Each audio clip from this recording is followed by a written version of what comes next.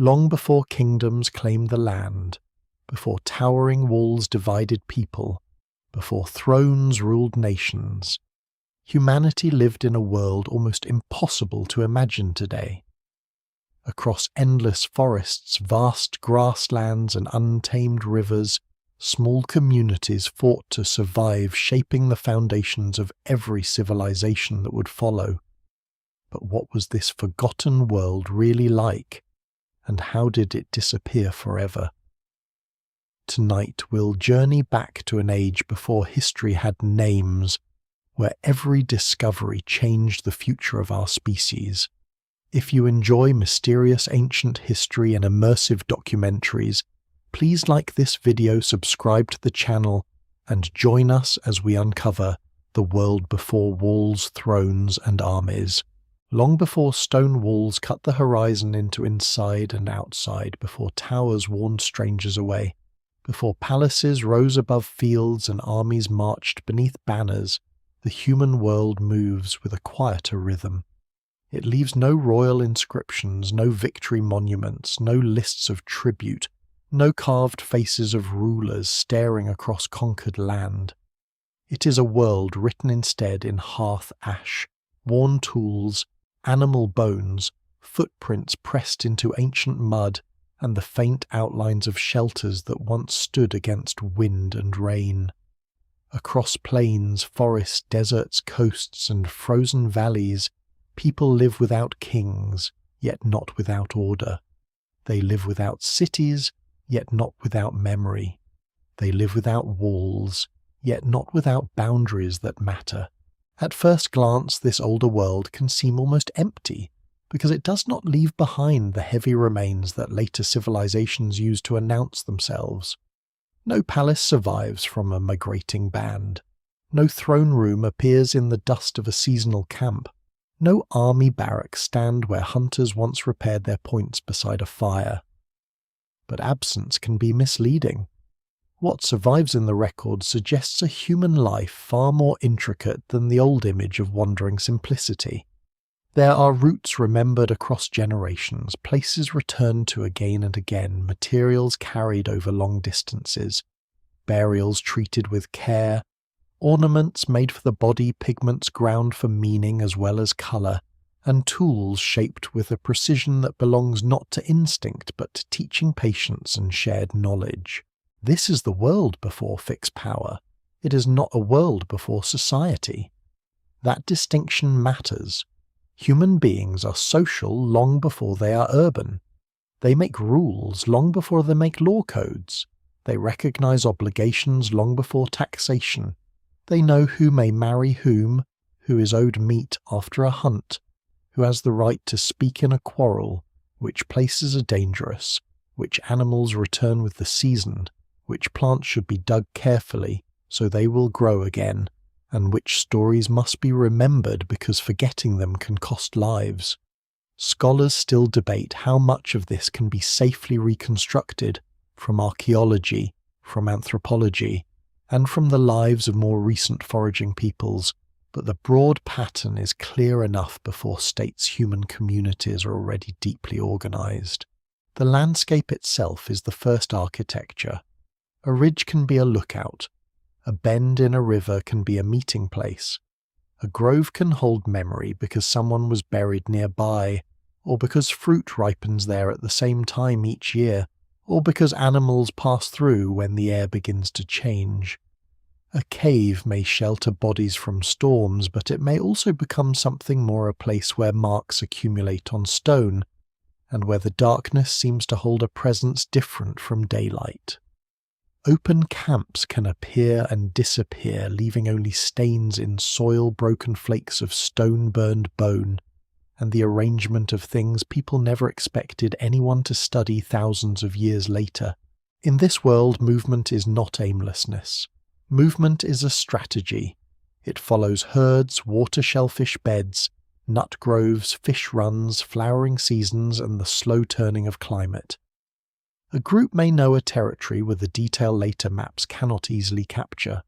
They know where flint can be found, where clay grips the foot after rain, where dry wood hides after flooding, where a wounded animal may turn where ice becomes unsafe, and where strangers might be encountered. The evidence remains incomplete because soft materials vanish, and spoken knowledge leaves no direct trace, yet the distances some materials travel show that ancient people are not trapped in tiny worlds. Shells, stone pigments, and ornaments sometimes move far from their sources, hinting at exchange. Visiting marriage ties, shared rituals, or journeys whose purposes are only partly visible now. The communities of this time are usually small by later standards, but small does not mean simple. In a group of 20, 30, or 50 people, reputation can be more powerful than command. Generosity can create influence. Skill can attract respect. Age can carry authority, though not always domination. A gifted hunter, a careful gatherer, a healer, a toolmaker, or a person who remembers old roots may hold importance without sitting above everyone else. Leadership can shift with the task. The person followed during a dangerous hunt may not be the person listened to during a dispute or a ceremony. Power exists, but it is often flexible, personal, and watched closely by others. No single explanation fully accounts for every society, and human groups vary widely across time and place. But many small-scale communities seem to resist permanent authority by making arrogance costly and cooperation necessary. This older human world is also not frozen in time, it changes constantly. Across hundreds of thousands of years, different human species and populations adapt to ice heat, mountains, islands, grasslands, and forests. Tools become more specialized. Fire becomes a companion. Clothing, though rarely preserved, becomes essential in cold worlds. Boats or rafts may carry people across water far earlier than stone buildings appear. Children learn by watching hands at work. Elders carry maps in memory. Stories bind the living to the dead. The world before walls is not one single age of innocence. It includes hunger, injury, loss, violence, tenderness, ritual invention, and the quiet pressure of survival. One of the most surprising things about this deep past is how long it lasts. The age of kings is recent. The age of cities is recent. The age of written names, border stones, royal tombs, and standing armies is only a thin final layer on top of a much deeper human experience. For most of the time that humans have been human, people live in societies without states. They solve problems without bureaucracies. They share food without markets in the later sense. They settle conflicts without courts carved into stone. Their lives are not easy, and romantic images of perfect harmony are as misleading as older images of brutish chaos. But they prove that human beings are not born into thrones and walls. Those come later, slowly, unevenly, and with consequences no one at the first hearths could have fully imagined. Before we go deeper, take a moment to like the video and subscribe if this is the kind of history and mystery you enjoy. Because the story ahead is not simply about what people lacked before civilization. It is about what they already possessed: memory, skill, kinship, ritual, fear, curiosity, and the ability to make meaning in landscapes that could be generous one season and merciless the next. To enter this world properly, it helps to strip away the monuments that usually dominate ancient history. Imagine no city gate, no temple staircase, no carved king, no soldier standing guard. Instead, there is smoke rising low in the morning air. There are hides drying near a shelter. There are children learning which berries stain the fingers but should not be eaten. There are old scars on a hunter's arm. There are stone flakes glittering where someone has shaped a point with careful blows. There is meat being divided not randomly, but according to relationships everyone understands. There is a path to water, a path to stone, a path to a place where the dead are remembered. There is a sky unmarked by towers but not unknown. The first great mystery of this story is not how humans eventually build walls, thrones, and armies. It is how long they live without them, and how much they create before those things appear. Later ages often mistake monumentality for complexity, as if people become truly historical only when they begin to pile stone on stone. Archaeology has made that view harder to defend. The record is fragmentary, often maddeningly so, yet it keeps revealing older forms of intelligence that do not look like states. A carefully prepared hearth, a blade made from distant stone, a bead drilled through with patient skill, a body buried with red pigment, a camp placed exactly where two seasonal resources meet. These are quiet traces, but they are not meaningless. They belong to a human world where survival depends on attention. The smallest signs can matter. A track softened at the edge, a change in bird calls, a patch of grass bent the wrong way, clouds building over hills, the smell of rain on dry ground. A child in such a world grows into knowledge by being surrounded by it. There is no school building, but there is education everywhere. The landscape teaches through adults, and adults teach through repetition, correction, gesture, and example. Much of this disappears from archaeology because words vanish, but the tools remain, and in them there is evidence of minds trained over long years. This is where the long story begins, not with a crown placed on a head, but with people moving through a living world carrying everything that matters in hands, memory, and relationship. The walls are still far away. The thrones have not yet been imagined. The armies have not yet gathered. But already beneath the open sky, the foundations of every later society are present in fragile human form. The Long Hunter world does not begin with a single invention or a sudden awakening. It stretches across an immense depth of time so wide that later kingdoms seem almost like sparks at the edge of a much older fire. In this world, people measure life not by calendars written on walls, but by the return of animals, the ripening of plants, the swelling of rivers, the hardening of frost, the arrival of birds, and the slow fading of tracks after rain.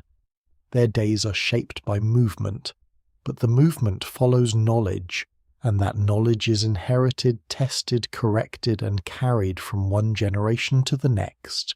A hunting group crossing open country is not merely searching for meat. It is reading a landscape layered with signs. Hoofprints pressed deeply into wet ground reveal weight and direction. Broken stems show where animals have passed. Dung gives clues about diet and timing. Wind direction matters because a herd can smell danger before it sees it. The slope of land matters because wounded animals flee along certain paths more often than others. A shallow ravine may become a trap. A frozen lake may become a risk. The hunters move through all of this with a kind of attention that later societies often reserve for written records. Their archive is underfoot, yet hunting is only one part of survival and sometimes not even the most reliable one. The old image of prehistoric people living almost entirely on dramatic kills has faded as evidence has grown more careful. Plants, roots, tubers, nuts, berries, seeds, eggs, insect, fish, shellfish, small animals, and scavenged remains can matter as much as the large animals that dominate cave art and museum displays. What survives in the record is often biased toward bone and stone because those endure while baskets, digging sticks, nets, plant fibers, and prepared foods vanish more easily. The evidence remains incomplete, but it strongly suggests that gathering is not a simple background activity. It requires botanical memory, seasonal planning, and precise knowledge of what nourishes, what poisons, what heals, and what can be stored for a little while before spoiling. Fire sits at the center of this world like a second sun brought down to earth. It warms bodies, hardens wooden points, protects camps, extends the day, changes food, and gathers people into a circle where faces become visible after dark. Fire also changes digestion and possibility. Cooked food can be softer, safer, and more efficient to eat, though scholars still debate the exact timing and consequences of fire control in different human lineages. In practical terms, a hearth is never only heat. It is a place where tools are repaired, children's sleep hides are worked, bones are cracked for marrow stories are repeated, and the group becomes visible to itself. The tools of the Long Hunter world carry a patience that can be easy to miss. A stone point is not just a sharp object. It begins as a choice of raw material. The maker must understand fracture angle force and sequence. Too much pressure can ruin the piece. A bad blow can waste a stone carried from far away. The finished tool may be hafted with wood sinew resin or fiber materials that rarely survive but were essential to its use. Some tools are made quickly for immediate tasks, while others are curated, reshaped, repaired, and carried. In that difference lies a whole economy of attention. People know what can be replaced easily, and what must be protected. Hunting itself often depends less on individual strength than on coordination. A large animal can be dangerous and the cost of failure can be severe. People must know where to stand, when to wait, when to drive, when to throw, when to close in, and when to retreat. Injuries from prehistoric lives show that danger is not abstract. Broken bones, worn joints, healed wounds, infections, and tooth damage all speak of bodies under pressure. But survival also leaves marks of care. Some individuals with serious injuries or disabilities survive long enough to show that others helped them. This does not prove constant kindness or a peaceful world, but it complicates any simple view of ancient life as ruthless abandonment. Cooperation is not decoration. It is part of the technology of survival. Food sharing is one of the great hidden institutions of this early world. A large kill cannot be eaten by one person before it spoils, and a hunter who succeeds today may fail tomorrow. Sharing spreads risk. It turns luck into relationship. It can reinforce kinship, repay obligation, reduce tension, and build reputation. No single model fits every group, but in many small-scale societies, the distribution of meat is surrounded by rules, expectations, and social memory. A boastful hunter may be mocked. A selfish person may lose support. A generous one may gain influence, though too much influence can also provoke suspicion. Long before taxation or tribute food already binds people into systems of obligation, children grow up inside these systems. They are not simply passive mouths to feed. They watch. They imitate, they carry small things. They learn tracks first as shapes, then as meanings. They learn which adults are patient teachers and which are not. They learn the emotional weather of camp, who is angry, who is grieving, who has returned successful, who has failed, who should not be disturbed. Childhood in such a world can include play, danger, tenderness, and responsibility in uneven measure. Small footprints found beside adult tracks in ancient landscapes remind us that deep history is not only made by hunters and toolmakers, it is also made by children walking where the ground happened for a brief moment to preserve them. Elders matter in ways that archaeology can only partly detect. In a society without written storage, memory can be life-saving. An old person may remember a drought that came once before a distant water source, a plant that returns after fire, a valley where animals gathered during a hard winter, or a conflict with another group that still shapes movement years later.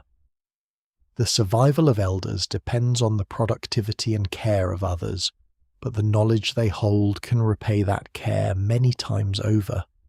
Scholars still debate how far back such social structures can be reconstructed, especially for earlier human relatives, yet the importance of transmitted knowledge is difficult to escape. Human life becomes powerful because experience does not die with each individual. There is also imagination in this world, though not always in forms easy to interpret. Marks cut into bone pigments carried across distances, ornaments placed on bodies, and carefully shaped objects suggest that people are not only solving immediate practical problems, they are signalling identity, beauty, belonging, status, memory, or belief. The meanings are mostly lost. A red stain may be practical, symbolic, or both. A bead may mark kinship exchange, maturity attraction, or a connection to a place. No single explanation fully accounts for these traces, and it is dangerous to turn every object into a mystery symbol.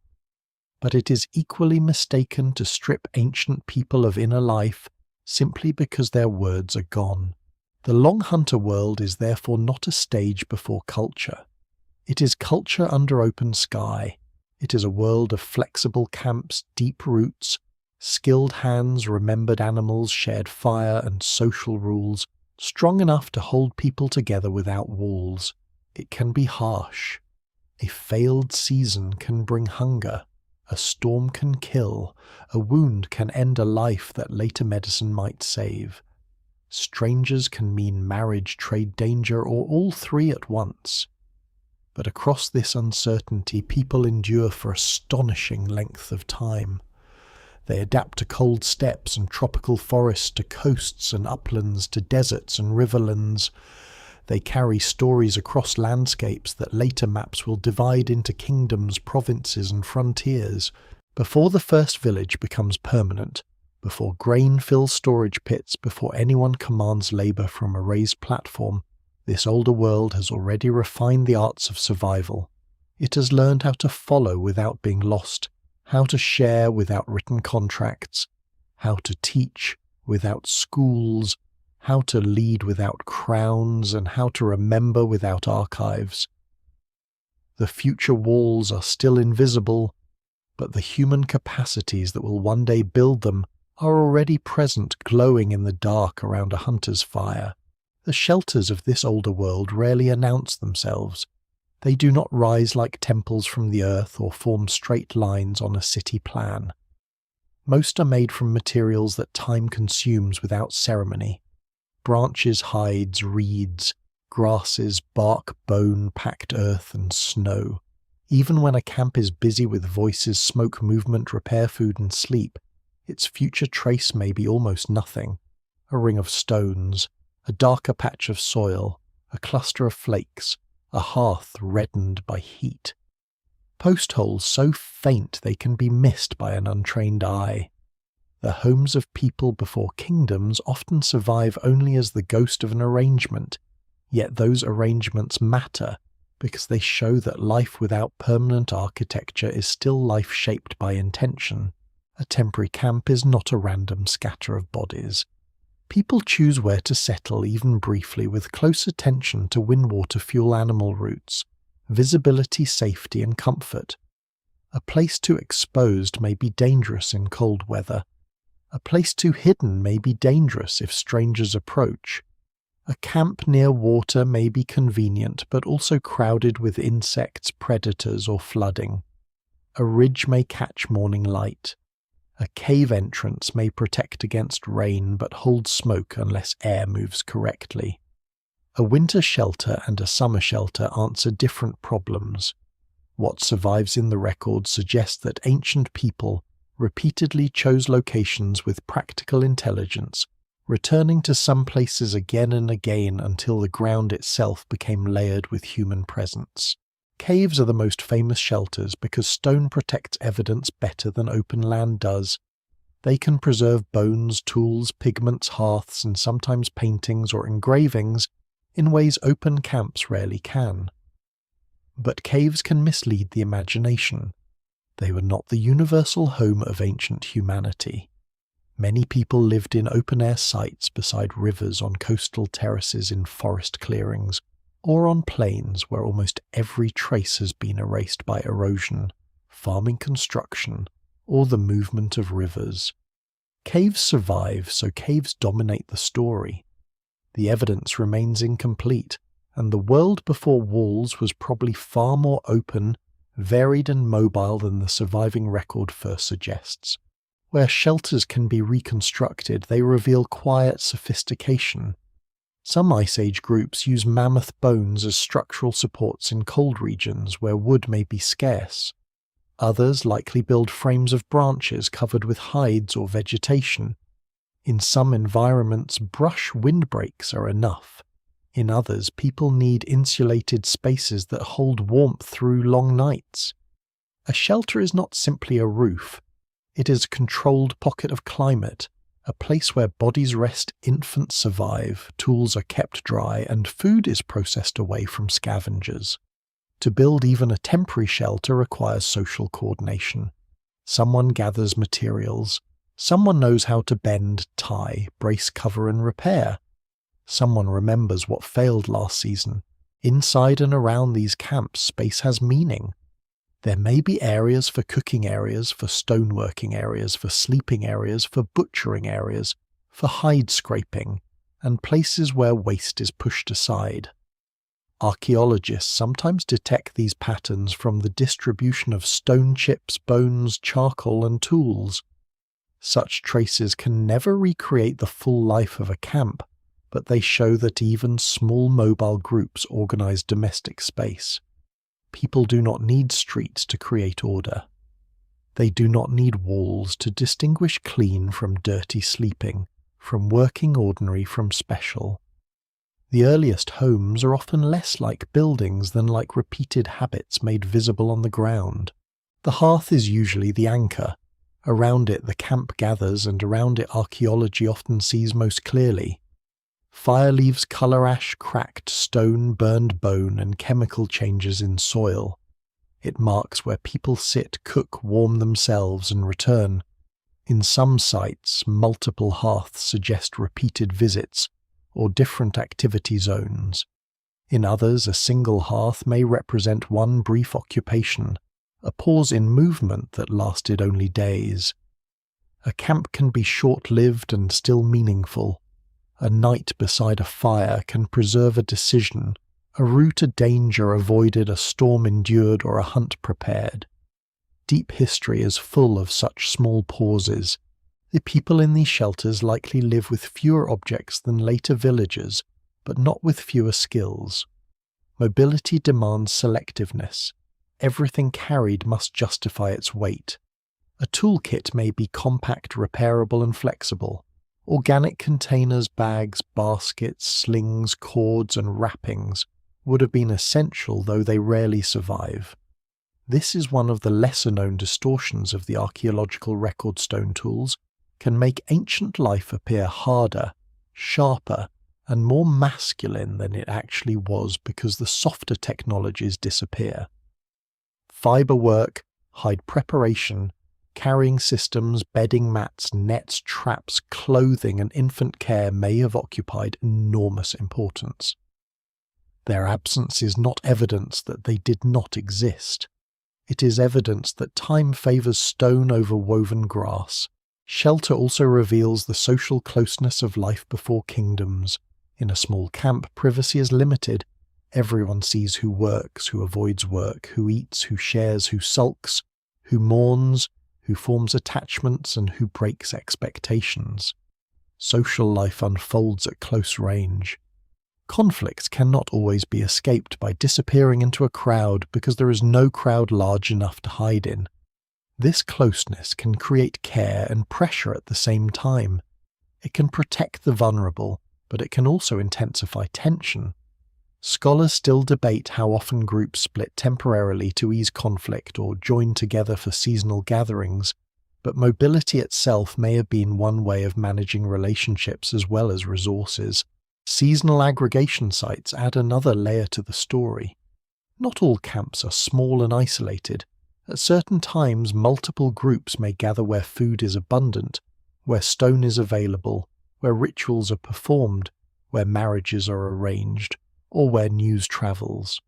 Such gatherings can leave larger scatters of material and more complex traces. For people accustomed to smaller bands, these moments may have been powerful. More voices, unfamiliar faces, exchanges of ornaments or tools, renewed alliances, competition, courtship ceremony, and perhaps danger. The world before walls is not a world without meeting places. It is a world where meeting places may be temporary but socially enormous. Some shelters become memory places through repetition. A rock overhang used by grandparents may be used again by grandchildren. A cave may hold old marks no living person fully understands but still respects. A lakeside camp may become part of a seasonal round so familiar that arrival feels like return rather than discovery. Over time, such places gather meaning without becoming towns. They become anchors in mobile life. Later civilizations often define belonging through fixed territory, walls, fields, and graves. Earlier communities may define belonging through routes, remembered stopping places, and stories attached to landforms. The boundary is not a fence, it is knowledge. There is a quiet contradiction here. The people of this era move often, yet they are not rootless. They build lightly, yet their attachment to place can be deep. They leave little behind, yet their lives are organized by landscapes dense with memory. A shelter made of branches may last only a season, but the decision to place it where it stands may come from generations of experience. No single explanation fully accounts for all these patterns because climate, resources, group size, tradition, and chance vary widely. But the old assumption that permanence equals complexity no longer holds. Temporary architecture can still express a complex society when the world itself is the larger house. Before villages, before property lines, before courtyards and gates, people already create interiors. They make safe spaces within danger, warm spaces within cold remembered spaces within vastness. They sleep under hides, stone branches, stars and smoke-darkened ceilings. They wake to the same old problems of hunger, weather illness, affection, rivalry and repair. Their shelters vanish because they were not built to impress the future. They were built to last long enough for a child to sleep, for a wound to close, for meat to be dried, for a storm to pass, for the group to gather itself before moving again. And in those fragile homes without walls of stone or rulers at the centre, human society practices a form of order that later history often forgets. It is an order of placement, habit, memory, and mutual dependence. It leaves behind no throne, but it leaves the outline of a hearth. Sometimes that is enough to see the shape of a world before formal temples rise above settlements, before priesthoods guard sacred calendars, before gods are carved into official forms and named in royal inscriptions. People are already shaping invisible worlds around themselves. The first shared rituals do not appear suddenly as organized religion. They emerge slowly from gestures of attention, a body placed carefully in the ground, pigment spread across skin or bone beads, arranged near the dead animal parts, deposited in unusual patterns, marks repeated on stone hands pressed against cave walls, flutes shaped from bone and objects carried far beyond practical need. Their meanings are difficult to recover, and scholars still debate where ordinary behavior ends and ritual begins, but the evidence suggests that long before thrones or armies, humans are already living in landscapes filled with memory, presence, danger, and symbol. A burial is one of the most powerful traces because it interrupts the practical flow of survival. A dead body could be abandoned, exposed, or moved away from camp for reasons of smell, predators, disease, or fear. Sometimes that surely happened. But in many places, ancient people do something more deliberate. They dig, they arrange, they cover. They return perhaps only once, perhaps over generations.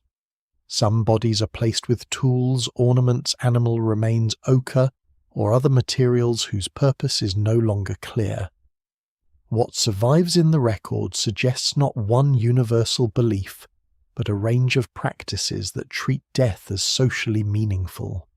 The dead are not always simply gone. They remain part of the group's memory, and the living spend precious labour on them. Red ochre is among the most haunting materials in this early symbolic world.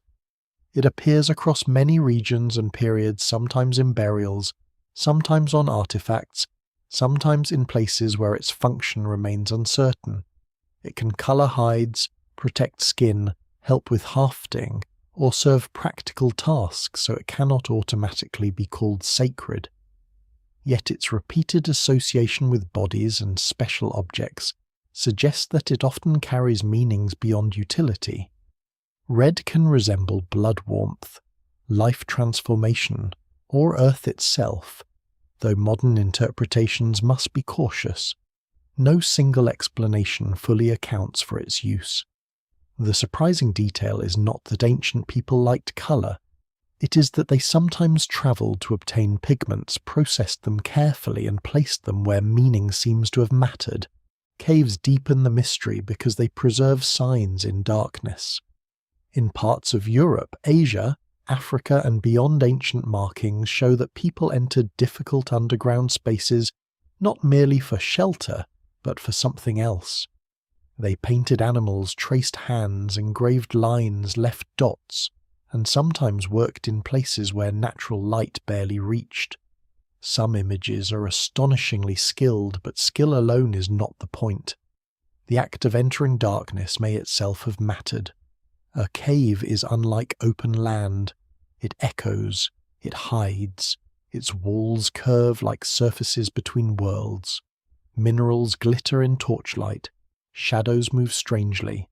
A chamber deep underground can feel separated from ordinary life, even without formal doctrine. The evidence remains incomplete, but these places suggest shared acts of attention that later categories such as art, ritual, teaching, and myth cannot easily separate. Hand stencils are especially intimate. A hand placed against stone and surrounded by pigment leaves a negative image, a presence made from absence.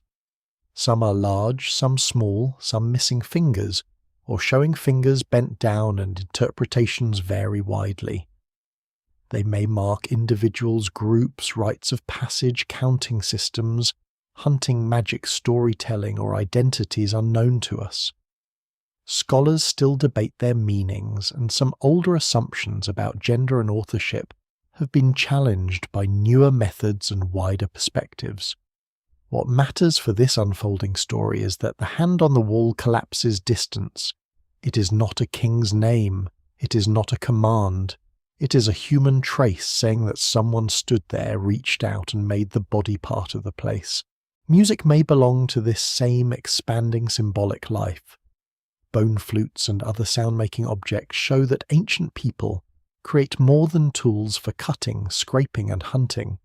Sound organizes bodies in time. It can gather people, accompany, movement, soothe, children, mark ceremony, imitate animals, or make memory easier to carry. Because sound vanishes, its importance is easy to underestimate.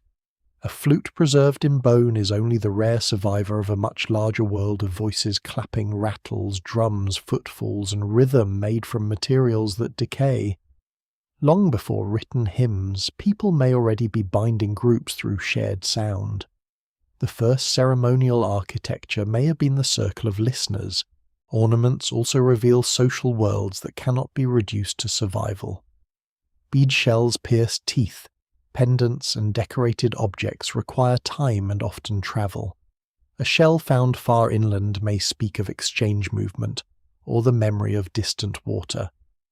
A necklace may indicate identity age, kinship, beauty, achievement, alliance, or status. Some ornaments are standardized enough to suggest shared conventions. Others are unique enough to suggest personal meaning. They sit at the edge of evidence and imagination, reminding us that the body itself can become a social surface. Before crowns, people wear belonging in smaller forms. Ritual does not require hierarchy, but it can create influence. A person who knows songs, healing plants, burial customs, animal behavior, or the proper handling of dangerous places may become important. Such authority may be respected without becoming permanent rule. In small groups, ritual specialists, if they exist, likely depend on consent, reputation, age, charisma, or success rather than coercive institutions. Yet the seed of later power is visible here in a subtle form. Knowledge that others cannot easily verify can become influence. Access to special places or special procedures can shape social life. This does not mean shamans become kings in a simple line of development. History is never that neat. But symbolic authority is one path by which human communities learn to coordinate around things that cannot be touched. The first shared rituals also help people face uncertainty. Hunting is uncertain, weather is uncertain, birth is uncertain, illness is uncertain, death is certain but never easy. Ritual can make uncertainty bearable by giving it form. A repeated gesture cannot guarantee success, but it can gather fear into a pattern. A burial cannot reverse death, but it can keep grief from becoming chaos. A painted animal may not control the herd, but it may focus attention, memory, and desire. In this sense, ritual is not opposed to practical knowledge. It lives beside it. The same people who track animals with sharp realism may also mark cave walls with images whose meanings exceed the hunt. What survives from this early symbolic world is scattered and uneven. Some regions preserve extraordinary evidence while others preserve almost none. Some materials endure, others vanish entirely. Many practices must have left no trace at all. A spoken myth, a night dance, a morning song, a taboo, a joke about the dead, a child's initiation, a healing ceremony beside smoke, all can disappear without a mark.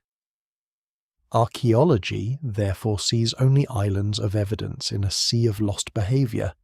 Still, those islands are enough to change the story. The world before walls is not spiritually empty. It is not waiting for temples in order to become meaningful.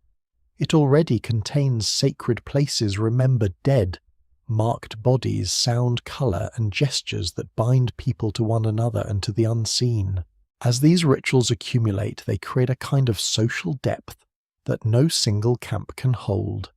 A group can return to a painted cave and know that others came before. A burial place can make a landscape ancestral.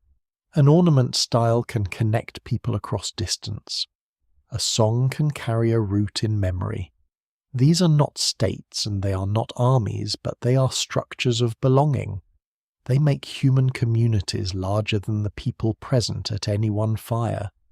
They stretch society backward to the dead and outward to distant allies. Long before a wall encloses a town, memory encloses a people. Long before a throne raises one body above others, ritual raises certain places, objects, and moments above ordinary time. The first shared rituals leave no constitution, no doctrine, no official calendar, yet they reveal something essential. Humans do not only survive the world they inhabit, they interpret it, mark it, mourn inside it, and transform it into a place where the visible and invisible are never fully separate. The old hunter world does not end all at once. There is no single morning when people wake beneath an ice age sky and find that the age of movement has vanished. The turning comes unevenly with long pauses, reversals, and local differences so sharp that one valley may change while another holds to older rhythms for thousands of years. But across the deep span after the last great glacial maximum, the world begins to loosen.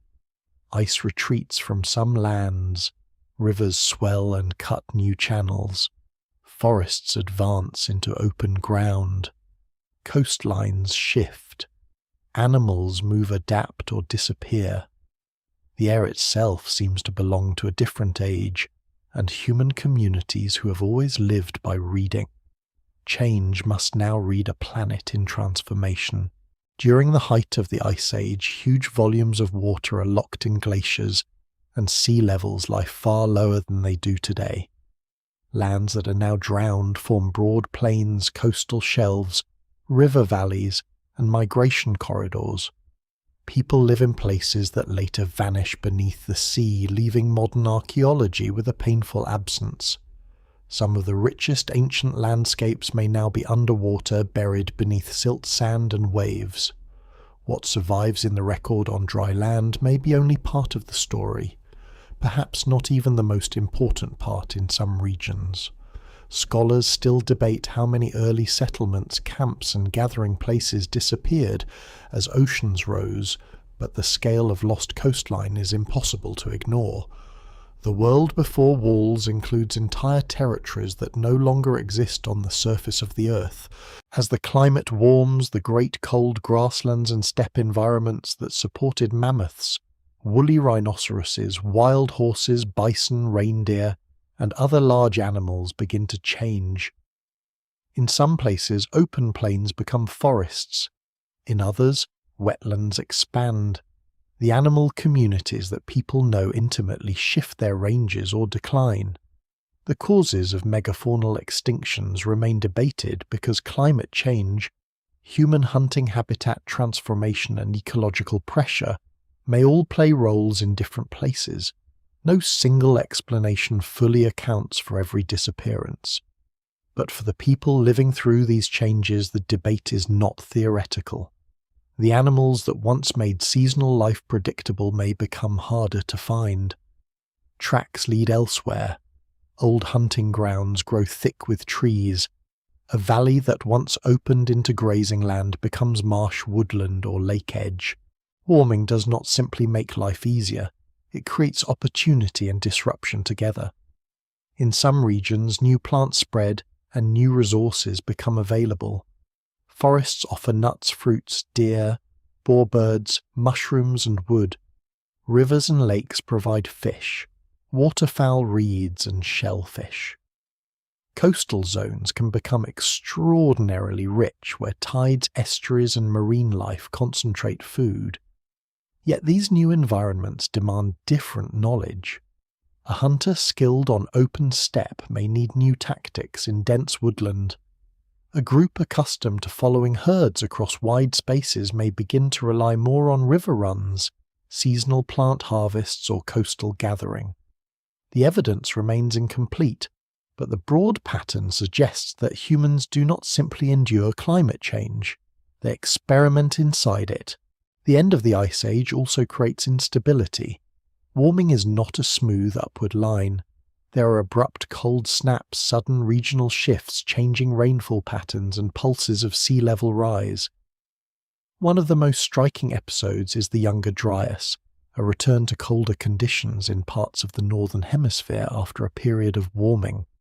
Its causes and regional effects are still studied and debated, but for human communities such reversals could have meant uncertainty at the scale of generations. A landscape that seemed to be becoming more generous might turn harsh again. Plants might fail, animals might move, rivers might change their flow. Human memory, so powerful in stable seasonal worlds, would now have to stretch across conditions that no elder had fully known in youth. Rising seas are among the quietest catastrophes in the archaeological imagination, because they often leave no dramatic ruin. Water does not need to arrive as a single flood to erase a world. It can advance over generations, taking a little more land, salting old freshwater places, cutting off familiar paths, turning hills into islands, drowning camps, graves, shell beds, and lowland routes. People may move back repeatedly, adapting, returning, retreating again. A child may hear that grandparents once walked across ground now broken by tides. A group may carry memories of a river mouth that has moved beyond reach. In later mythologies around the world, stories of floods and drowned lands are common, though connecting anyone's story directly to Ice Age sea level rise is uncertain and often speculative. Still, the human experience of losing land to water is real enough. In this changing world, coastlines become especially important.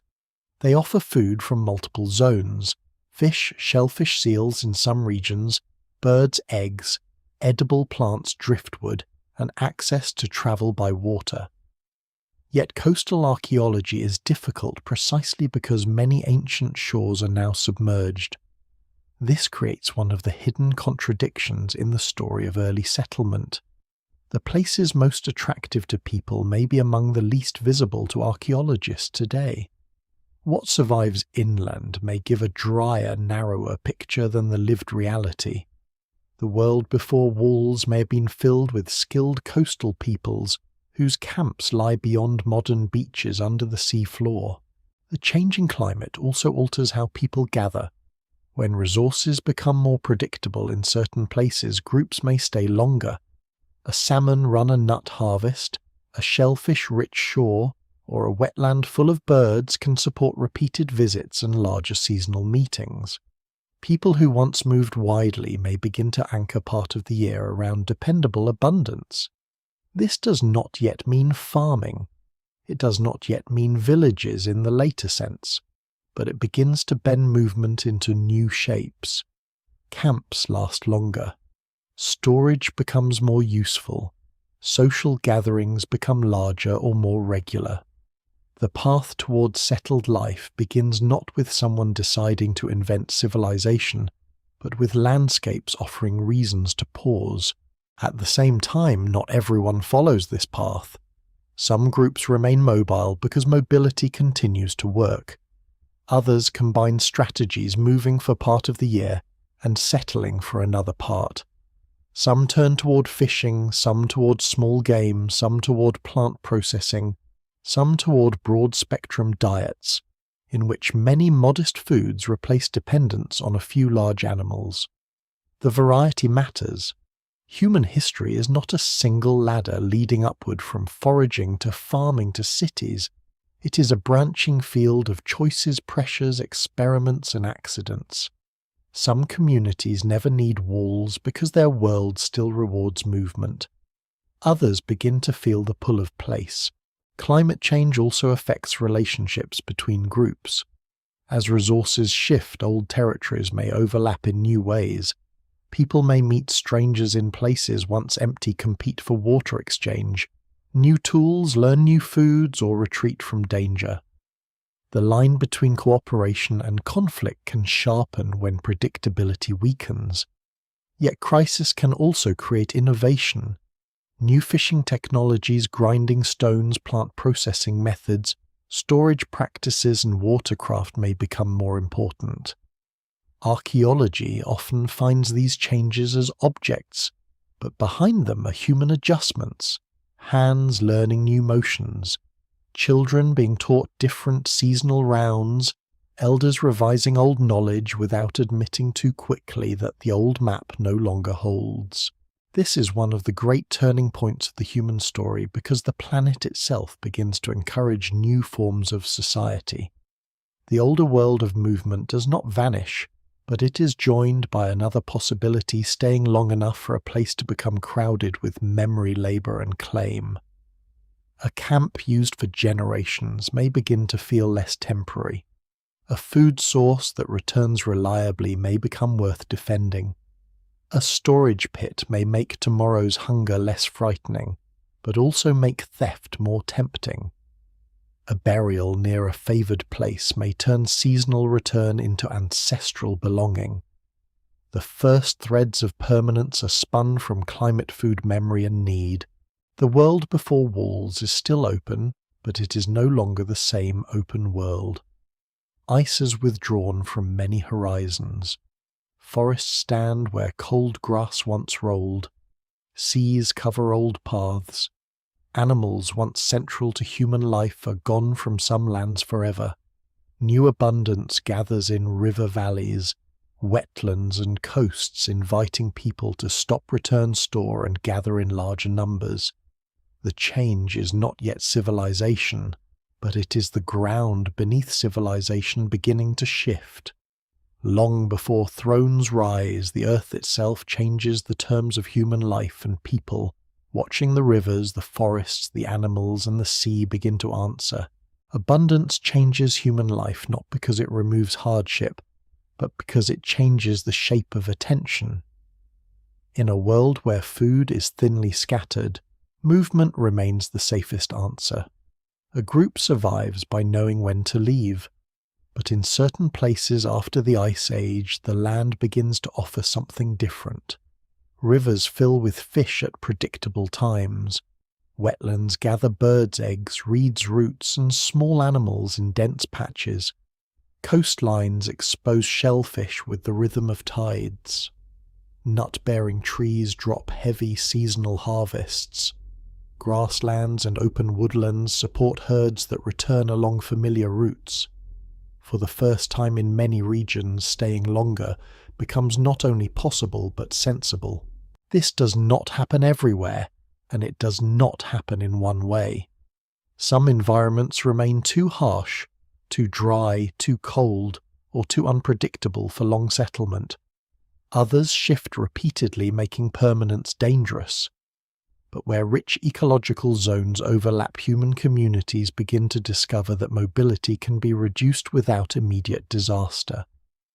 A camp beside a lake may last through a season. A coastal site may be revisited until its discarded shells form mounds that grow over generations. A river terrace may become a place where families return because the fish arrive, the stone is good, the water is close, and the dead are remembered nearby. What survives in the record suggests that abundance creates anchors, and anchors create new social possibilities. Shell middens are among the most visible signs of this changing relationship with place. At first, a heap of shells may seem like little more than ancient rubbish, but rubbish is one of archaeology's most honest witnesses. Layer by layer, it can reveal repeated meals, change in diets, seasonal visits, tool use, fuel, animal remains, and sometimes burials. A shell mound may form slowly from countless ordinary acts: prying open, shellfish eating, tossing remains aside, returning eating, again, returning again. Over time, the mound itself can become part of the landscape. People may live beside the refuse of ancestors, perhaps aware of its age, perhaps not in any precise sense, but certainly aware that the place has been used before. A heap of meals becomes a monument without needing to be designed as one. Wetlands offer another kind of abundance, though they are often overlooked because later civilization tends to prefer dry foundations and ploughed fields. Marshes can be difficult, muddy, insect-filled and dangerous, but they can also be astonishingly productive. Reeds can become mats, baskets, shelter, or fuel. Fish can be trapped. Birds can be hunted. Eggs can be gathered. Tubers and edible roots can be dug. Water routes can connect places more easily than thick forest paths. In some regions, wetlands may support communities for long periods without full farming. The evidence remains incomplete because wetland preservation is uneven. Yet when waterlogged conditions do preserve organic materials, they sometimes reveal technologies almost invisible elsewhere. Wooden tools, fibers, nets, traps, and built platforms that transform our picture of ancient skill. River valleys are equally powerful. A river is food, water, road, boundary, danger, and memory at once. It brings fish and attracts animals. It deposits fertile silt. It floods, sometimes gently, sometimes destructively. It allows movement without carrying everything on the back. Long before states learn to tax grain from river plains, people learn the moods of rivers with intimate care. They know gravel bars, flood marks, eddies, crossings, and backwaters. A river can make repeated gathering possible because it concentrates life along a line that people can follow and remember. Later kingdoms will treat rivers as instruments of irrigation and power, but before kings' rivers are already teaching people how to return. Predictable abundance changes the meaning of storage. For highly mobile people, storing large amounts of food is often impractical because stored food must be protected and revisited. But when a group stays longer or returns reliably, storage becomes valuable. Nuts can be dried, fish can be smoked or dried, seeds can be collected, roots can be processed, meat can be preserved under the right conditions. Storage is not simply a technical trick. It changes time. It allows people to think further ahead, to survive lean periods, to support larger gatherings, and to remain in one place when immediate food declines. It also creates new worries. Stored food can rot. It can attract animals. It can be stolen. It can become the subject of dispute. Here in the quiet problem of storage, the future begins to darken slightly. Surplus can protect, but it can also divide. A basket of dried food may belong to a household, a lineage, a camp, or a ritual group. The rules may be clear to those who live under them and invisible to archaeologists thousands of years later. If food is shared freely, abundance strengthens the group. If food becomes controlled, it can create dependence. Scholars still debate how early such differences become meaningful in different regions, but the possibility is built into the practice itself. The moment food can be accumulated, people must decide who has the right to use it. Longer stays also change labour. A mobile camp must be efficient, but a semi-settled place can accumulate equipment too heavy to carry far. Grinding stones, large storage containers, fish traps, drying racks, dugout features and substantial shelters become more practical. People can invest in place because they expect a return. This investment creates a feedback loop. The more labour placed into a site, the more valuable the site becomes. The more valuable the site becomes, the more people may feel attached to it, and perhaps the more willing they are to defend it. No wall is needed yet for the idea of a boundary to begin forming. A place worked over time can become a claim. Abundance also changes social life by allowing more people to gather for longer periods. Larger gatherings bring opportunity and tension. They allow marriage partners to be found beyond the immediate group. They allow stories, songs, ornaments, and techniques to spread. They allow rituals to become more elaborate because more hands and voices are present. They also create crowding jealousy, competition disease risk, and the need for stronger norms. A group of 30 can rely on face-to-face familiarity. A gathering of several hundred requires broader signals of identity, reputation, and obligation. Ornament styles, body marking ceremonies, feasts and exchange objects may become more important because they help people navigate a larger human field. Feasting may have deep roots in these abundant landscapes. A sudden concentration of food, such as a fish run or seasonal herd movement, can produce more than basic meals. It can produce events. People gather, eat heavily, renew ties, arrange marriages, settle disputes, display generosity, and perhaps compete through giving. In later societies, feasting becomes one of the tools of leadership, a way for ambitious individuals to turn surplus into followers. In the world before formal power, its role is harder to pin down. What survives in the record suggests that shared consumption can be social glue, but it may also be an early stage on which prestige is performed. A person who can gather food, organize labor, or host others begins to stand out. Still, abundance is not a simple road to hierarchy. Some rich foraging societies remain flexible and non-state for very long periods. Others develop ranked lineages, inherited privileges, or strong territorial claims without becoming full kingdoms. Environment matters, but culture matters too. People do not automatically become unequal because fish are plentiful or nuts can be stored. They make choices within constraints, and those choices are shaped by belief, kinship, conflict, memory, and accident. No single explanation fully accounts for why some abundant regions move toward villages and hierarchy, while others do not. The same river that feeds a chiefdom in one place may support a more fluid society in another. What abundance clearly does is thicken the human relationship with place. The camp is no longer only a pause in movement. It can become a recurring centre. The dead can be buried near it. Children can grow up expecting to return. Heavy tools can be left behind because someone will need them again. Paths become worn. Waste accumulates. Stories attached to specific trees, rocks, banks, coves and springs. The landscape begins to hold not only resources but history. When people speak of where they belong, they may mean not a fenced territory but a network of places made familiar by use and memory. This is the quiet formation before the village. It does not look like revolution. It looks like people staying a little longer beside a river. It looks like shells piling up near a shore. It looks like fish drying in smoke roots stacked in pits and grinding stones too heavy to carry away. It looks like strangers arriving at the right season and leaving with spouses' gift songs or grudges. It looks like the first subtle tightening between people and land. The world before walls is still mostly unwalled, but it is becoming less weightless. Place is gaining gravity.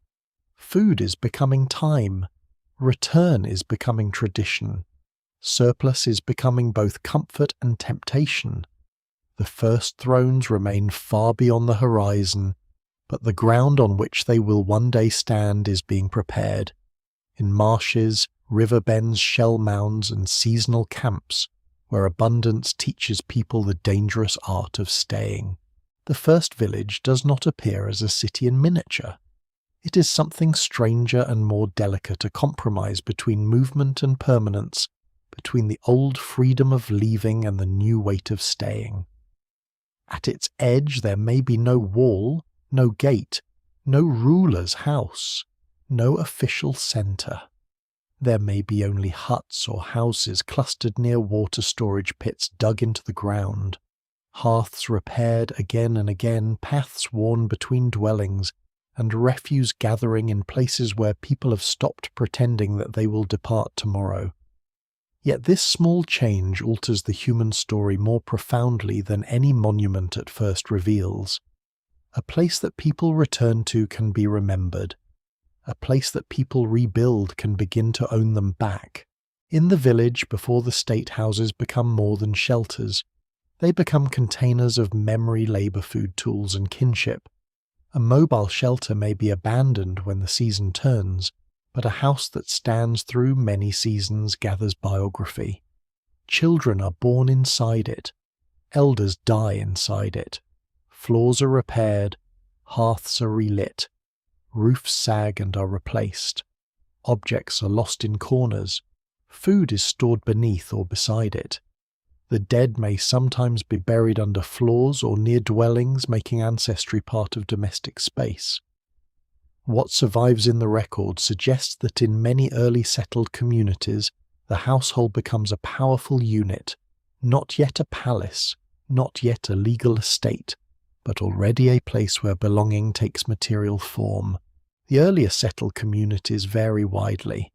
Some are built by people who still hunt and gather but stay longer because local resources are rich.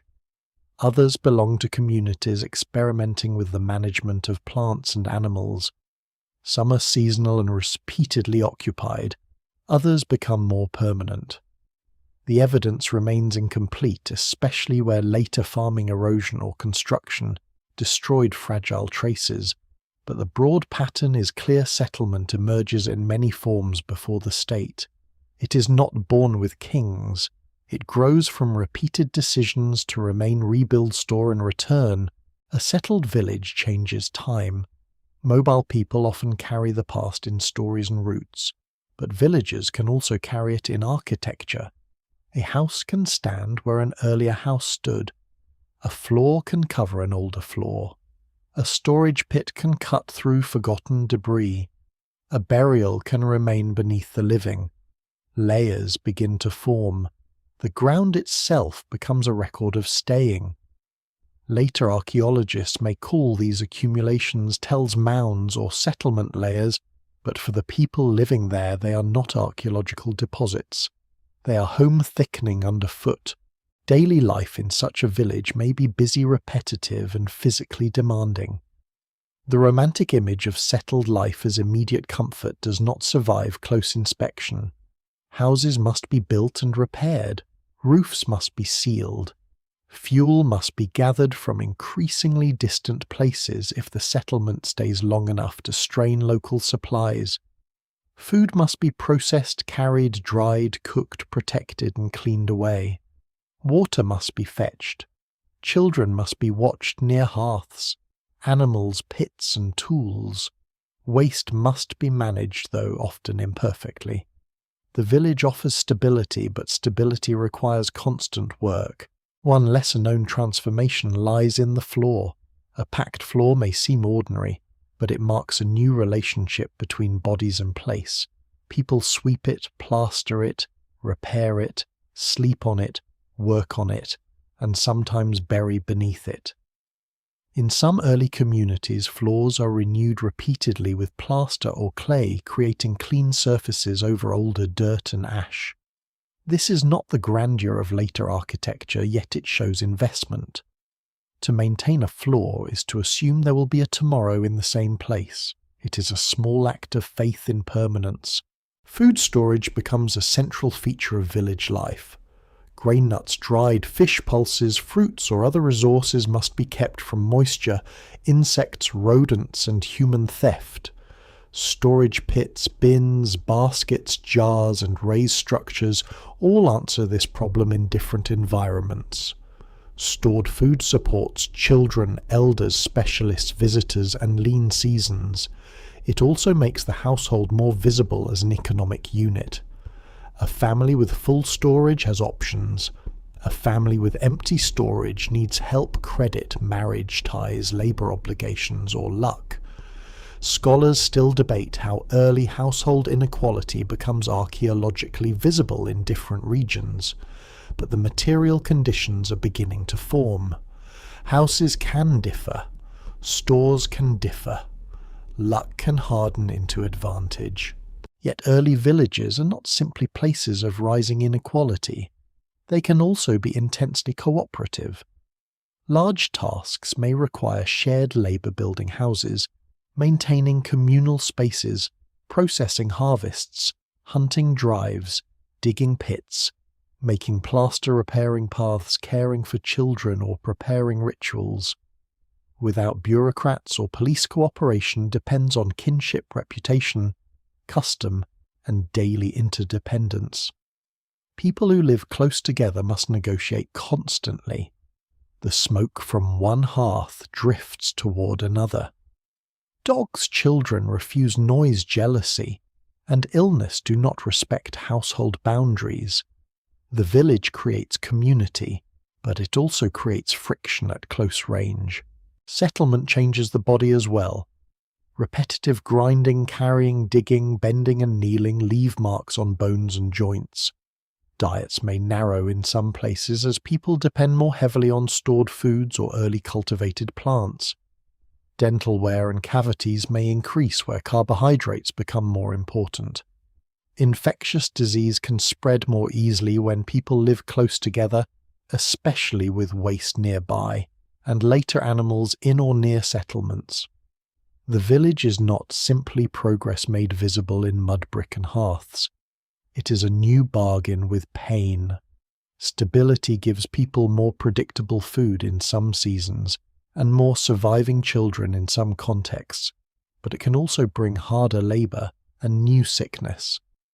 No single explanation fully accounts for the shift because the benefits and costs vary by place, climate, crop and tradition. Still, the pull of the village is powerful. A settled place can support new kinds of craft. Heavy grinding stones, storage vessels, weaving equipment and specialized tools become more practical when they no longer need to be carried far. Skill can deepen when people have more time with particular materials. Clay can be shaped, dried, and eventually fired. Stone can be ground and polished. Fibers can be spun, twisted, woven, or knotted. Woodworking can become more elaborate. These crafts do not require kings, but they do require knowledge passed through hands. In the village, children can watch the same tasks repeated in the same spaces until skill becomes tradition. The arrangement of houses may reveal social ideas that are only partly visible now. Some villages appear loosely clustered, others show repeated plans, shared orientations, or dense packing. A doorway, a courtyard, a hearth, or a roof entrance can shape how people meet one another. In some early settlements, movement across roofs may have mattered as much as movement along ground paths. In others, open spaces may serve as work areas, gathering places, or ritual zones. Archaeologists can map walls and floors, but the lived meanings remain partly hidden. What survives in the record suggests that architecture begins to organize not only shelter, but social life itself. The village before the state also changes memory of the dead. Burials near houses or within settlements can bind ancestry to place with unusual force. A group that buries its dead beneath floors is not treating land as a temporary campsite. The dead become part of the claim, part of the story, perhaps part of the protection or identity of a household. This does not mean every burial has the same meaning, and scholars still debate interpretations across regions. But the pattern matters. Once ancestors are embedded in a place, leaving becomes more complicated. The living are no longer moving only with the seasons. They are living above memory. There is a quiet vulnerability in all of this. A mobile group can leave a bad place. A village can move too, and many do. But moving becomes harder when houses, fields, storage graves, and social ties accumulate. A drought, flood, fire, disease outbreak, crop failure, or conflict can threaten not just a camp but a built world. The village offers roots, and roots can nourish or trap. Here the future shape of civilization begins to appear in miniature. The same permanence that allows tradition, surplus, and growth also creates exposure. A village can be envied, it can be raided, it can be abandoned, it can become a ruin. For now, though, there are no kings at the centre. There is no throne room where orders descend. Authority remains dispersed among households, elders, skilled people, ritual figures, and informal leaders whose influence may shift with circumstance. Decisions may be made through custom, persuasion, obligation, or conflict. The state has not yet arrived, but the village has created something the state will later use: concentrated people, stored food, repeated labor, remembered land and houses that turn social relationships into architecture. The world before walls, thrones, and armies has begun to settle into itself. The old roots still matter. Hunting, gathering, fishing, and seasonal movement may continue. But now smoke rises from places where people expect to wake again tomorrow, and the day after, and perhaps after the rains return. The ground grows crowded with footprints, ash bones, tools, seeds, and the dead. Human life is no longer only carried through the landscape. It is being planted into it. Once houses stand long enough to be repaired, once food can be stored through lean months, once certain places become tied to certain families, a subtle change enters the human world. It is not yet the glittering inequality of palaces and royal tombs. It is not yet a king receiving tribute or an army guarding granaries. It begins more quietly in differences that may at first look ordinary. One household has a little more food after winter. One family holds a better location near water or good soil. One person knows how to make a rare object. One lineage remembers a claim to a place where ancestors lie beneath the floor. One group can host a larger feast. One child grows up surrounded by more stored security than another. From such small differences, the seeds of inequality begin to take root. This does not mean that early settled life automatically becomes unequal. Many communities resist domination for long periods, and human beings are remarkably capable of creating customs that limit arrogance, redistribute food, mock pretension, or prevent one person from standing too high above the rest. The evidence remains incomplete, and scholars still debate how visible early inequality really is in many archaeological sites. Some differences in house size, burial goods, or access to materials may reflect age, role, ritual identity, family history, or chance, rather than wealth in a later sense. Yet the pattern cannot be dismissed entirely. As storage, inheritance, craft specialization, and place-based memory grow stronger, human society gains new ways for advantage to persist. In the older mobile world, possessions are limited by what can be carried. A skilled person may own valued tools or ornaments, but too much accumulation becomes impractical. Mobility itself can flatten certain kinds of wealth. A person cannot easily drag a warehouse across a mountain pass or carry a heavy surplus while following animals. In a village that restraint weakens, objects can stay, food can stay, tools can stay, houses can be improved, storage can be hidden, guarded, counted, or remembered. A family can accumulate not only things, but the expectation that those things belong to them. The difference is quiet but profound. Property begins to have weight because place gives it somewhere to rest. Inheritance adds another layer. A tool can be passed down. A house can be rebuilt in the same spot. A storage pit can be controlled by a household. A field garden, grove, fishing place, or herd may come to be associated with particular descendants. Such claims may not be written, and they may not resemble modern property law, but they can still shape opportunity. A child born into a respected household may inherit more than goods. That child may inherit allies, ritual obligations, marriage prospects, knowledge of hidden stores, rights to use certain places, and the protection of ancestors remembered by the community.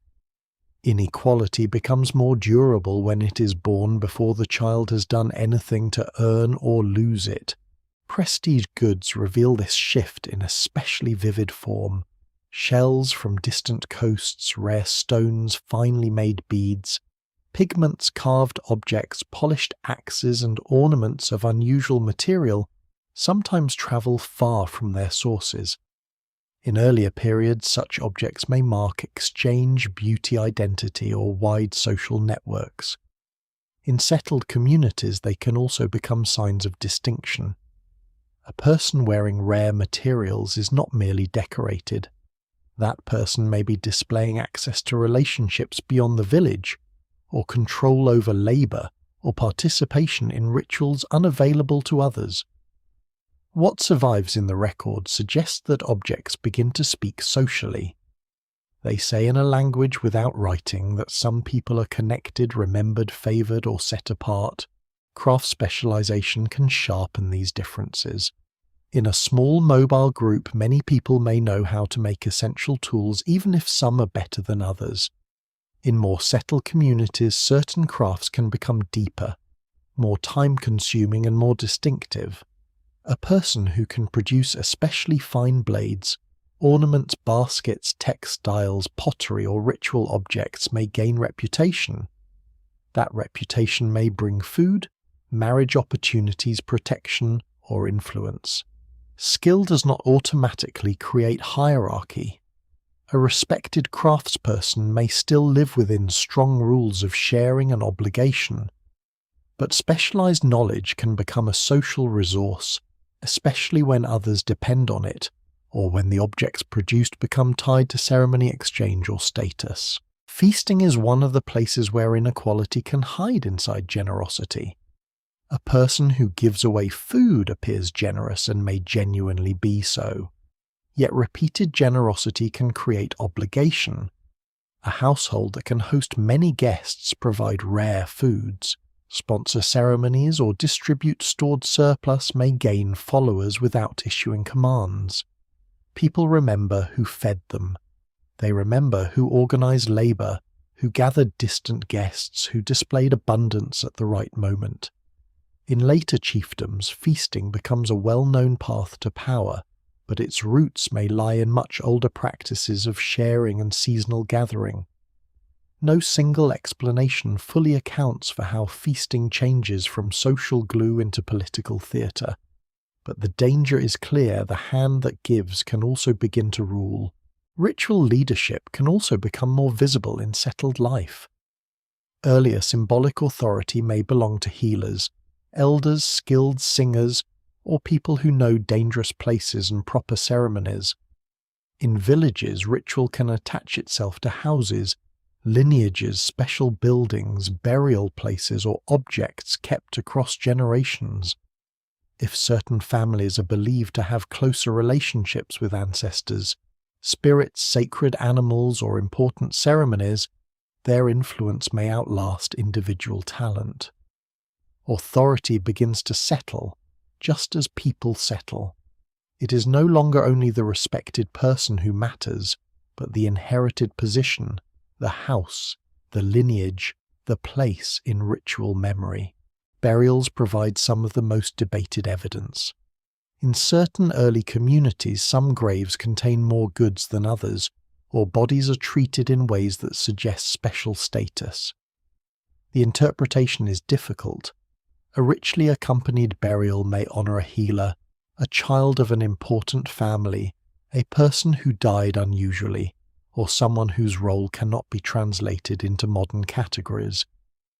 The absence of grave goods does not mean a person was unloved, and the presence of goods does not always equal wealth. Still, when differences become patterned, when some lineages or age groups repeatedly receive special treatment, archaeology begins to glimpse the hardening of social distinction. Death, which once may have folded the individual back into group memory, can become a stage on which inequality is displayed. One of the more surprising and uncomfortable details is that inequality may appear before farming is fully dominant in some places. Rich foraging societies, especially where resources are dense and predictable, can develop ranked structures, hereditary privileges, and controlled access to key resources without grain fields or ploughs.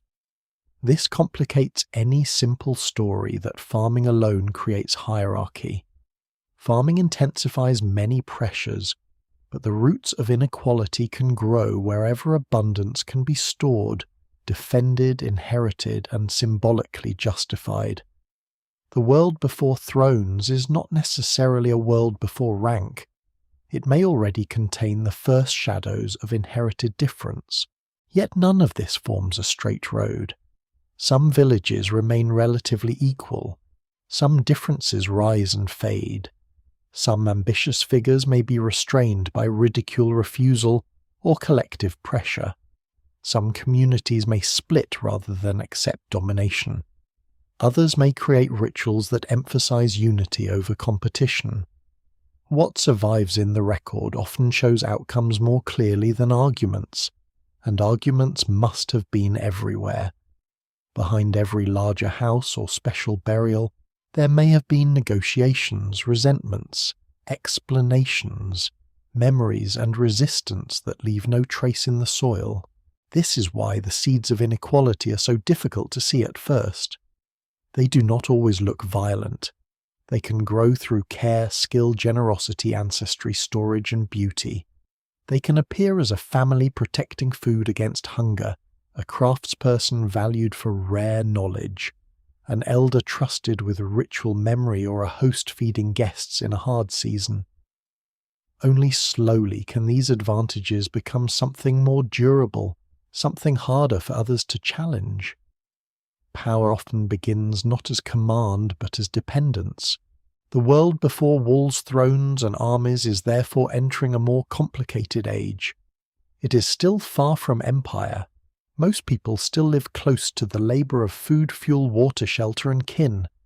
But the old flexibility is narrowing in some places.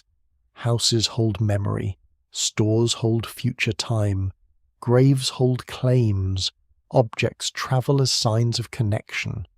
Some names, though unwritten, may carry more weight than others. The first great divisions of human society do not need a crown to begin. They need only a place to accumulate a story to justify accumulation, and enough people willing or forced by circumstance to accept that some households stand closer to abundance than the rest. Before armies become institutions, before soldiers train under chiefs or kings, before cities raise battlements high enough to dominate the skyline, communities begin to mark edges. At first, these edges are ambiguous. A ditch may guide water, define a settlement, keep animals out, impress visitors, or slow an enemy.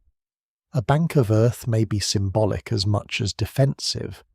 A palisade may protect stored food, separate the living from the wild, or announce that the people inside are no longer simply passing through. The earliest walls are difficult to interpret because they stand at the crossroads of fear, identity, labor, and memory. They are not yet the walls of empire, but they show that the open world has begun to close. A village without a wall depends on relationships, visibility, and habit. People know who belongs nearby. They recognize the faces that approach at dawn. They hear dogs stir before strangers enter. But as settlements grow, as stored food accumulates, and as claims to land deepen, the question of who may enter becomes more serious. A mobile camp can disappear. A village cannot vanish quickly. Its houses, stores, tools, and buried dead make it visible. Permanence gives comfort, but it also advertises value. A settlement full of food after harvest or drying season can become a tempting target in a hard year. Even if raids are rare, the fear of them can shape architecture. The evidence remains incomplete, and scholars still debate how defensive some early enclosures truly were. Not every ditch is a battlefield. Not every wall proves war. Some enclosures may have held animals, marked ritual space, or organized communal labor. A boundary can be powerful even when it's not built to stop an attack. It can tell people where ordinary life ends and another kind of space begins. It can separate houses from fields, the clean from the dangerous, the familiar from the unknown. In this sense, walls begin as much in the mind as in the ground. A line dug in soil becomes a line in social imagination. Still, there are places where fear seems difficult to deny. Settlements placed on hills, promontories, islands, or naturally defended terraces suggest a desire for protection. Ditches and palisades require labor beyond a casual gesture. They must be dug, maintained, rebuilt, and watched. A defensive work that decays is only a memory of safety. To keep it useful, people must return to it, repair it, and agree that the labor matters. That agreement itself reveals a new form of community action. A group must decide openly or through custom that collective work will be spent not only on food and shelter, but on guarding what has been accumulated. This is a subtle turning point. Earlier cooperation helps people hunt, gather, build shelters, bury the dead, and hold rituals. Now cooperation may also focus on exclusion. The same social energy that once gathers people around a hearth can be used to dig a ditch between themselves and others. That does not mean hostility becomes constant. Many communities still trade, intermarry, visit, and share ceremonies across distance. But the existence of a boundary changes the meaning of encounter. A stranger approaching an unwalled camp enters a field of negotiation. A stranger approaching a palisade meets a statement before any person speaks. Boundaries may also shape identity. People inside the enclosure become a more clearly defined group because the structure makes belonging visible. Children grow up knowing that home has an edge. They learn where paths pass through openings, where animals are driven, where outsiders wait, and where danger might appear. The wall or ditch becomes part of daily geography. It may be crossed so often that it seems ordinary, yet it quietly teaches a lesson. There is an inside and there is an outside. Later states will turn this lesson into borders, gates, passports, tribute zones, and frontiers. In the village world, it begins with earth timber, thornstone, and watchfulness. The labour required for early enclosure raises another question: who organises it? A small ditch can be dug by households working together, but larger works require planning, timing, and persuasion. Someone must decide where the line goes. Someone must convince others to contribute.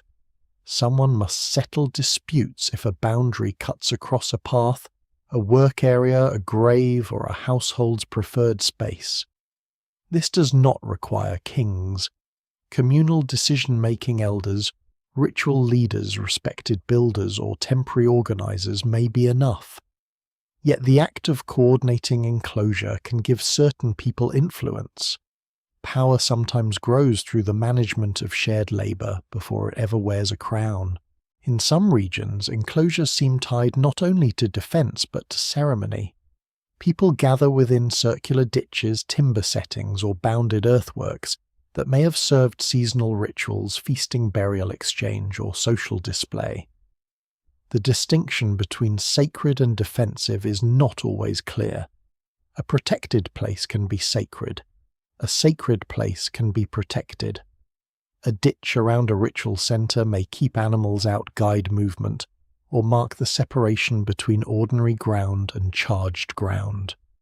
No single explanation fully accounts for these structures, and many probably changed function over time. A place built for gathering may later be used for refuge. A boundary made for ritual may become a political symbol. There is also the question of animals. As people begin to manage herds in some regions, boundaries gain new practical value. Pens, corrals, fences, and controlled spaces help keep animals near, protect crops or stored foods, and separate human living areas from hooves, dung, and noise. The management of animals changes settlement form long before cavalry or war chariots. A fence may be less dramatic than a fortress, but it still trains people to divide space. It teaches ownership, control, and responsibility. It also creates conflict when animals damage fields, when herds wander, or when one family's wealth can walk away on four legs. Walls and ditches may protect against animals as much as people. Wild predators, scavengers, and grazing animals can threaten food stores, children, gardens, and refuse areas. A boundary can make the settlement feel less exposed to the surrounding world. Yet this separation comes at a cost. The older forager camp is embedded in movement through the landscape. The enclosed village begins to make the landscape something outside the human core. Fields, forests, wetlands, and grazing grounds still matter deeply, but the settlement itself becomes a defended centre. The human world tightens around built space. The psychological effect must have been considerable. To sleep behind a barrier is to experience night differently. Sounds beyond the edge may feel farther away. Danger may seem delayed if not defeated. But barriers can also intensify fear because they constantly remind people that something outside might need to be kept out. A wall is reassurance and suspicion at the same time. It promises safety while declaring that safety is no longer assumed. The world before walls has not disappeared everywhere, but wherever a settlement invests in enclosure, a new mood has entered history. There is a dry understatement in the fact that once people build boundaries, they often find reasons to build them again. A repaired ditch becomes deeper. A timber line becomes stronger. A settlement moves to higher ground. A gate becomes a place of control. What begins as a practical answer to local worry can become tradition, then status, then necessity. Neighbouring communities may notice. If one village encloses itself, others may wonder whether they should do the same. Fear can spread even when attacks are rare because the cost of being unprotected may feel too high. Yet the early wall is not only a sign of violence, it is also a sign that people have created something worth guarding. Food houses, tools, ancestors, ritual spaces, children, animals, and the fragile promise of continuity. The tragedy is that the more valuable settled life becomes, the more exposed it is to envy, hunger, and conflict.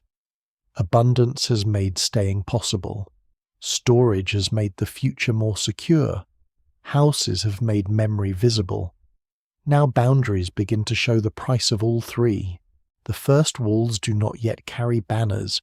No royal guard patrols their length. No empire claims the land beyond them. But a ditch cut around a settlement changes the human horizon. The open path is interrupted. The stranger is slowed. The inside becomes a thing that can be defended, controlled, and imagined as separate from the rest of the world. In that line of earth lies one of the oldest shadows of the political future. Plenty does not arrive as a gift without conditions. It asks for labour, patience, repetition, and dependence. The more people learn to stay, store, cultivate, herd, and rebuild in the same place, the more they gain from a reliable landscape, but the more they also become exposed to its failures. A mobile group can often answer scarcity with movement, though not always easily. A village tied to fields, herds, houses, graves, and storage cannot move so lightly. The burden of plenty is that it makes life more stable while making certain disasters more dangerous. It gives people something to protect and then slowly teaches them how much protection costs. Farming and herding do not replace older lifeways overnight.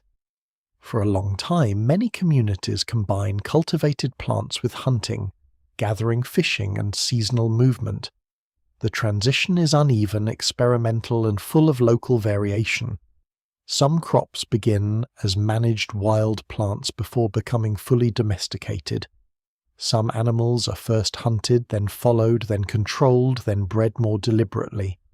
Scholars still debate the exact pathways in many regions because domestication is not a single event, but a long relationship between humans, plants, animals, climate, and chance. What survives in the record suggests that people often enter farming gradually, perhaps without knowing that they are crossing one of the great thresholds of history. At first, cultivation can look like an extension of familiar knowledge. People already know plants intimately. They know where useful species grow when seeds ripen, how roots spread, how fire affects new growth, how cutting or digging changes a patch over time. To encourage certain plants, clear competing vegetation, scatter seeds near camp, or return to harvest a favoured stand is not yet the same as ploughed agriculture, but it points in that direction. The boundary between gathering and farming is blurred at the beginning. It is only later, when human selection changes the plants themselves and communities become dependent on managed harvests, that the older balance begins to tilt. Domesticated plants bring remarkable advantages. They can produce dense calories, they can be stored, they can feed children, elders, and larger groups. They can be planted near settlement, reducing the need to search widely. But they also narrow the field of risk. A community depending heavily on a few crops is vulnerable to drought pests, disease flooding, soil exhaustion, or a badly timed frost. Diversity remains a safety net where it survives, but the pull of high-yield foods is strong. A good harvest can support growth. A series of good harvests can create confidence. Then one failed season can reveal how much has been wagered on the same plants returning. Herding carries its own bargain. Animals can provide meat milk in some traditions, blood hides bone horn dung, fuel traction in later developments, and living wealth that reproduces. A herd can walk, which makes it different from stored grain, but it also demands constant care. Animals need water, grazing protection, breeding management, and defense against predators or theft. They can destroy crops, spread disease, overgraze land, and intensify conflict between neighbors. They also make inequality visible in a new way. A household with many animals possesses wealth that can grow. A household with few may fall into dependence. The distance between families can widen one birth season at a time. The human body records the cost of this new world. Bones and teeth from early farming communities often show signs of heavy labour, repetitive strain, nutritional stress and disease, though patterns vary widely by region. Grinding grain for hours can wear joints and muscles. Carrying water-fuel crops, clay and children across the same paths leaves marks that no king's inscription will ever mention. Diets can become richer in carbohydrates but poorer in variety. Teeth may suffer from cavities as starchy foods become more common. Bodies may become shorter or show stress markers in some populations during transitions to farming, though no single pattern applies everywhere. The evidence remains incomplete, but it is clear that settled abundance does not mean effortless health. Disease finds opportunity in settlement. When more people live close together, waste accumulates, water can become contaminated, and infections spread more easily. When animals live near people, new pathways open between species. Not every major disease appears immediately, and the history of pathogens is complex, but the general conditions for transmission grow stronger in dense settlements. The village that protects people from hunger in one season may expose them to sickness in another. This is one of the deeper ironies of early civilization's foundations. The social closeness that allows cooperation also allows illness to travel. Population growth may be the most powerful consequence of settled food production. Farming can support more people on the same land than most foraging strategies, even if the individual workload is heavier and diet sometimes poorer. More surviving children mean more hands, more mouths, more pressure on fields, more need for storage, and more difficulty returning to older mobility. A growing village may clear more land, plant more crops, keep more animals, and produce more children who grow up knowing settlement as normal. Growth becomes both success and trap. Once a community becomes too large to feed itself by older means, farming is no longer simply a choice. It is a necessity. This necessity can tighten social discipline. Fields must be planted at the right time. Harvest must be gathered before loss. Irrigation channels where they exist must be cleared. Animals must be watched. Stores must be guarded. People must coordinate labour around seasonal deadlines that cannot be postponed by argument. In a foraging world, timing matters deeply, but in farming villages, missing a narrow window can threaten the entire year. The calendar becomes more demanding even before it is written.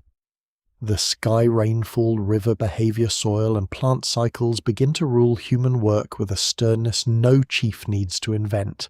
The burden of plenty also changes the emotional life of property. A stored harvest is hope made visible. It is also anxiety made visible. People must worry about rot, fire, rodents, insects, thieves, floods, and the fairness of distribution. A family that has worked for months to fill a storage bin may resist sharing too freely. A hungry neighbour may remember earlier obligations differently. A leader or ritual figure may claim that some portion must be set aside for ceremony ancestors, protection, or future crisis. What survives in the record rarely preserves these disputes, but they must have existed wherever stored abundance met unequal need. Land itself becomes harder to treat as open. A planted field represents labour invested before reward. Someone cleared it, sowed it, weeded it, watched it, and waited. That labour becomes a claim. If another group harvests it, animals trample it, or a flood ruins it. The loss is not merely natural. It feels personal, social, perhaps moral. Territoriality existed before farming, especially where resources were rich and predictable, but cultivation deepens the connection between work and land. The soil becomes a ledger written in sweat. Later law codes will formalize land rights, but the emotional foundations are older and rougher. None of this means people regret the change in any simple way. Farming and herding can create security, identity, abundance, feasts, tradition, and population strength. They can support crafts, rituals, exchange, and the long accumulation of knowledge. They can allow communities to survive in places where older resources fluctuate. But they do not free humanity from nature. They bind humanity to particular forms of nature more tightly. A farmer watches the sky with the same seriousness as a hunter watches tracks. A herder reads grass and water with the same urgency as a fisher reads tides. The difference is that failure now threatens a more crowded, invested, and less mobile world. The village before the state therefore lives under a new pressure. It has more food in good years and more fear in bad ones. It has more children and more graves. It has more objects and more obligations. It has more reasons to cooperate and more reasons to fight. The old world of movement has not vanished, but in many places it is now braided with fields, pens, stores, and houses. Human beings have gained the power to reshape plants, animals, and landscapes, and in return those reshaped lives begin to govern human time. This is the burden of plenty. The harvest that fills the storehouse also fixes the village in place. The herd that multiplies also multiplies envy. The field that feeds children also demands their labor. The surplus that promises safety also invites control. Long before kings claim grain and armies guard walls, ordinary households learn that abundance is never neutral. It changes what people owe, what they fear, what they defend, and what they can no longer easily leave behind. Long before paved roads run between cities, long before merchants carry seals of kings or armies, guard the movement of tribute objects are already travelling farther than most people will ever walk in a lifetime. A shell appears far from the sea.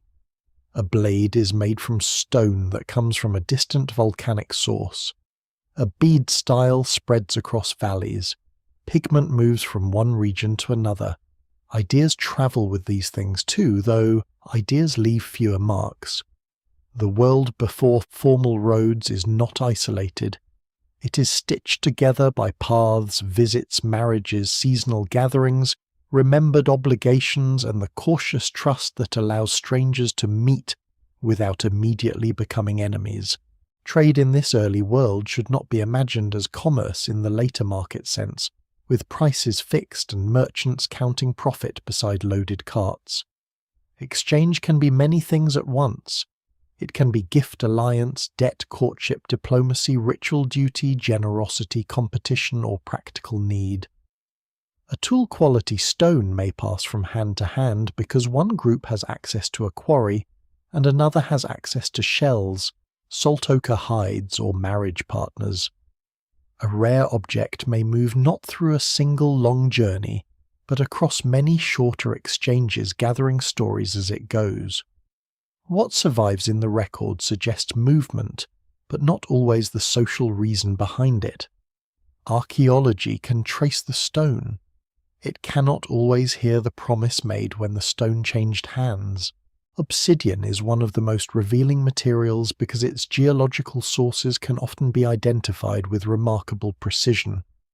A small black blade found far from its volcanic origin can expose invisible networks of contact. Obsidian is beautiful, sharp, and useful, but it is also socially powerful because it marks connection to distant places. In some early communities, obsidian travels across hundreds of kilometers, not necessarily because professional traders carry it all the way, but because exchange networks link one group to another across landscapes. The surprising detail is how old and wide some of these networks are. Before writing, before wheels in many regions, before states, people are already living in worlds larger than their villages. Shells tell a similar story. A marine shell found inland may seem small, even decorative, but it can carry the memory of a coastline to people who may never see the ocean. It may become an ornament, a ritual object, a sign of distant alliance or a valued material because it is rare. The shell itself has little practical power compared with food or a cutting tool, but human societies often care deeply about things that are not strictly necessary. Beauty, rarity, and origin matter. A shell can say that someone has relations beyond the local world. It can say that a body belongs to a network. Before royal jewellery, there are beads that already make distance visible. These exchanges require trust, and trust is never simple. Meeting strangers can bring opportunity but also danger. People beyond the familiar group may carry goods, songs, spouses, new techniques, and news of distant conditions. They may also carry disease, conflict, theft, or claims that threaten local rights. The boundary between guest and enemy can be thin. Rituals of greeting, gift-giving, marriage, feasting, and shared ceremonies may help manage that danger.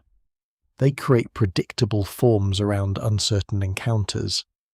No single explanation fully accounts for how early exchange systems operate in every region, but the need to transform strangers into temporary partners is likely ancient. Marriage may be one of the most important engines of connection. Small communities cannot remain healthy if they marry only within too narrow a circle for too long. Partners from other groups create kinship across distance. A person who marries into another community becomes a living bridge carrying knowledge, language, ornament, styles, food practices, and obligations. Children born from such unions may inherit relationships on both sides. Through marriage, exchange becomes personal. A distant valley is no longer just a place where useful stone comes from. It is where a mother's relatives live, where visitors may be welcomed, where help might be requested in a hard season. Language and story move along these routes as well. A new way to haft a blade, a better fishing trap, a song for a ceremony, a warning about hostile neighbours, a memory of drought, a tale of drowned land, a pattern for beads, a recipe for processing bitter plants. All of these can travel without leaving direct archaeological traces. The material record catches only the shadow of this movement. A style appears in another place, a tool form spreads, a burial practice changes. Behind the visible shift may be conversations, imitation, intermarriage, prestige, or the authority of people who have seen something new and brought it home.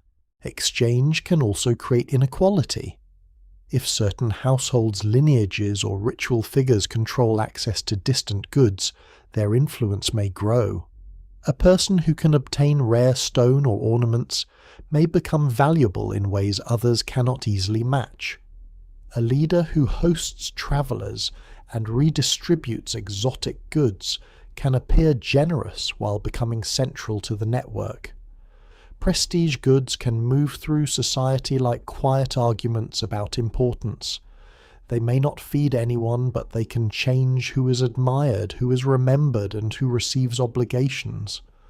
Scholars still debate how early such control becomes systematic, yet the possibility is clear wherever rare objects cluster around particular houses, graves, or ceremonial spaces. Routes themselves may become remembered and guarded. A path to a quarry, salt source, river crossing, mountain pass, or seasonal gathering place is not just geography. It is knowledge with social value. Some routes may be open to many. Others may require permission, kinship ritual preparation, or safe conduct. The world before formal borders can still contain invisible boundaries.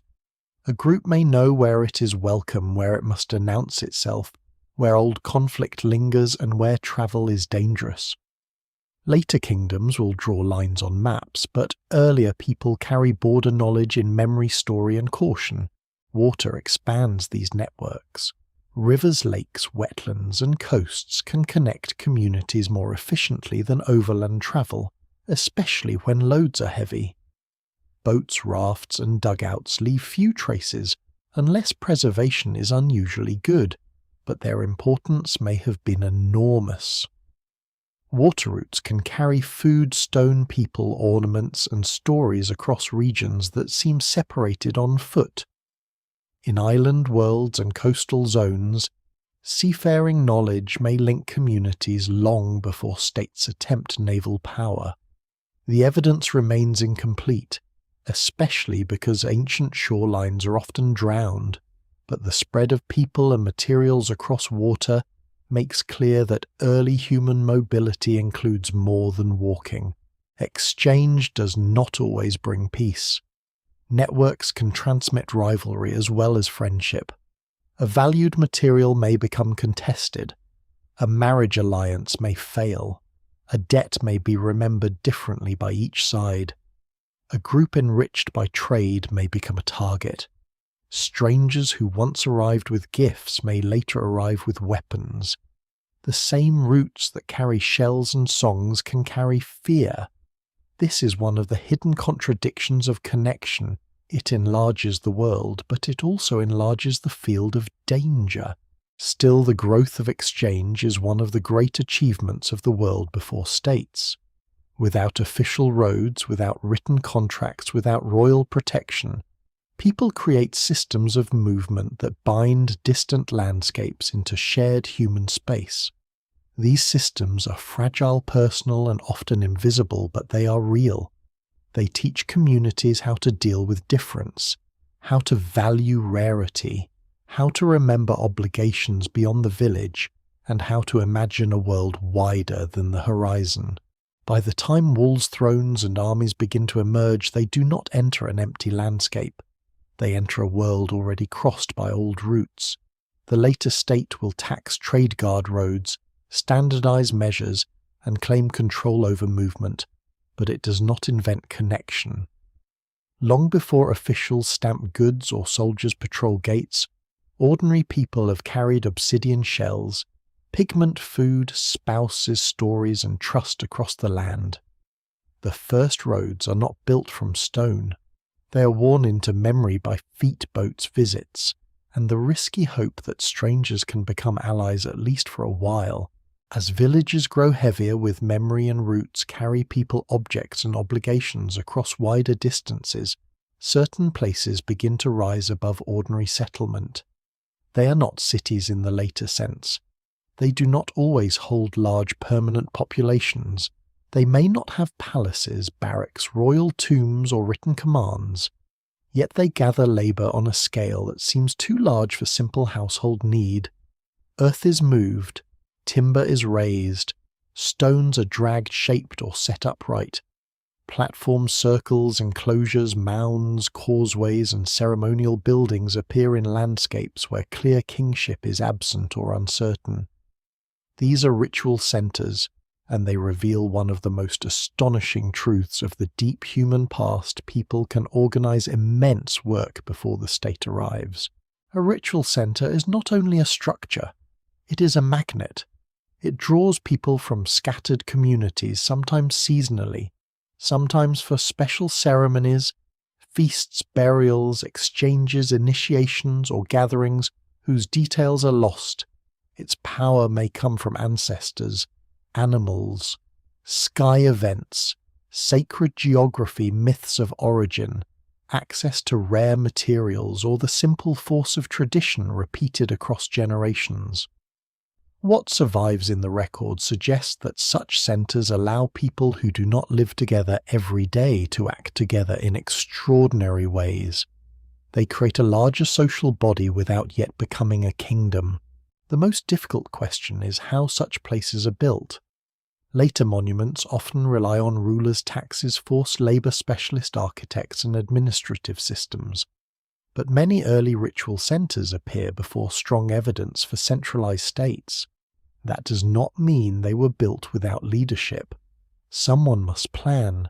Someone must know where to dig, where to place posts, how to move stone, how to feed workers, how to time gatherings, how to persuade people that the work matters. But leadership does not have to be royal. It may be ritual, temporary, collective, competitive, or distributed among lineages. Scholars still debate the social organization behind many early monuments. But the old assumption that large construction automatically proves kings and armies has become much harder to sustain. The labour itself is a kind of evidence.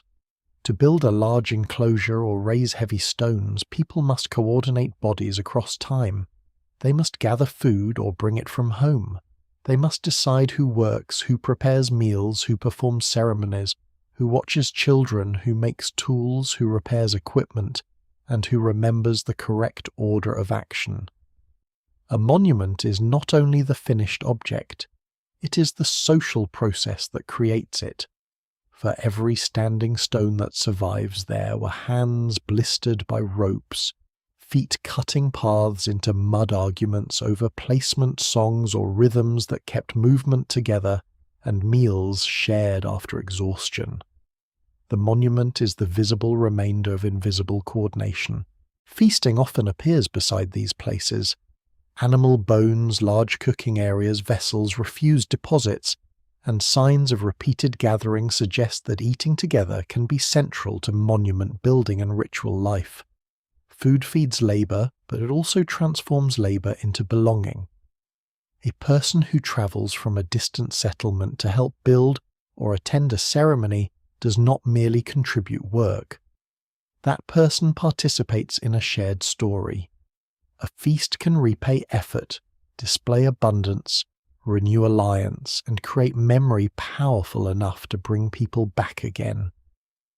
No single explanation fully accounts for every ritual centre, yet the connection between gathering, eating, and building appears again and again across early complex societies. Some ritual centres are tied to the dead. Mounds, tombs, burial enclosures, and mortuary structures can make ancestors visible in the land. A burial placed beneath a monument is no longer only a family matter. It becomes part of a larger social landscape, something seen, visited, remembered, and perhaps contested. The dead can authorize the living. A lineage associated with a powerful burial place may gain prestige. A community that builds around the dead may claim continuity deeper than any single lifetime. Yet interpretation remains difficult. A tomb may represent reverence, fear, status, cosmology, or political display, and often several of these at once. The evidence is incomplete because ceremonies around burial vanish while stones remain. Other centres look upward. Alignments with solstices, lunar events, horizon points, or seasonal markers are often discussed, sometimes carefully, and sometimes with more enthusiasm than evidence allows. It is clear that many ancient peoples observed the sky with great attention. Seasonal timing matters for gathering, planting, hunting, migration, and ritual. A monument that frames sunrise at a turning point of the year can bind earth, sky, and community into a single event. But not every alignment is intentional, and not every astronomical interpretation is secure. Scholars still debate many claims. What can be said with confidence is that the sky becomes part of social time. Long before written calendars, people mark the year with bodies, shadows, horizons, and memory. One of the lesser-known features of many early monumental landscapes is that they are not single buildings but networks. A mound may relate to a path to a river to a burial ground to a settlement to a quarry to a mythic origin remembered by the people who used the stone. The sacred landscape is not confined to one structure. It unfolds across movement. People may process along routes, approach from certain directions, stop at certain points, gather in open spaces, and leave offerings in places that seem ordinary until their pattern is understood. The monument is the visible knot in a much larger web. These centres also reshape identity. A person may belong to a household, a village, a lineage, and a wider ritual community all at once. The ritual centre gives that wider belonging a physical form. People who live apart can meet and recognise common symbols. They can exchange spouses' goods, songs, obligations, and stories under the authority of a place larger than any one settlement. This is crucial in the world before states. Without kings to impose unity, ritual can create unity through participation. It does not erase conflict, but it offers a way to gather difference into a shared frame. Yet ritual centers can also become stages for competition. If one group brings more food, better ornaments, rarer stones, or more workers, prestige can grow. If certain families control access to sacred knowledge, processions, burial places, or feasting roles, their influence can harden. A monument built by many may eventually be claimed by a few. Power can hide inside ceremony, because ceremony feels older and more sacred than ordinary ambition. This does not mean every ritual center leads to hierarchy, but the possibility is there. The same place that unites communities can also teach them to accept ranked roles. The great mystery is not merely that people built such places, but that they often built them without the obvious machinery later associated with monumental power. There are no surviving payrolls, no written orders, no carved proclamations from kings in many early examples. Instead, there is evidence of belief strong enough to move labor memory, strong enough to organize return, and social obligation, strong enough to make people work for something beyond immediate survival. The world before walls is discovering that shared meaning can move Earth. By the time states emerge, they will inherit this discovery. Kings will build temples, claim divine support, direct processions, sponsor feasts, and turn sacred labor into political authority. But they do not invent the deep connection between monument and meaning. That connection is older. It belongs to communities that gather under open skies, drag stones without written commands, dig enclosures without royal engineers, and create places where the living, the dead, the land, and the heavens seem to meet. The ritual center stands at a dangerous threshold. It proves that humans can imagine themselves as part of something larger than the household or village. It proves that labor can be coordinated across distance. It proves that memory can be built into the earth. But it also shows how easily shared meaning can become concentrated power. Before thrones appear, people have already learned to kneel, gather, process, feast, remember, and build around a center. The center is not yet a palace, but history is beginning to understand what a center can do. At first, power in the village world does not always look like power. It may look like an older person whose judgment settles, disputes a skilled hunter whose success feeds many families, a craftsperson whose hands produce objects. Everyone wants a ritual specialist who knows the ceremonies of the dead, or a generous host whose feasts gather people from distant settlements. These figures do not need crowns to matter. Their influence rests on memory, skill, reputation, kinship, and the ability to make others feel that following them is sensible, honorable, necessary, or safe. But as houses endure, food accumulates, rituals become attached to lineages, and exchange networks widen. Influence can begin to settle into more permanent shapes. Power finds a body and then it finds a family. This is not yet kingship in the full later sense.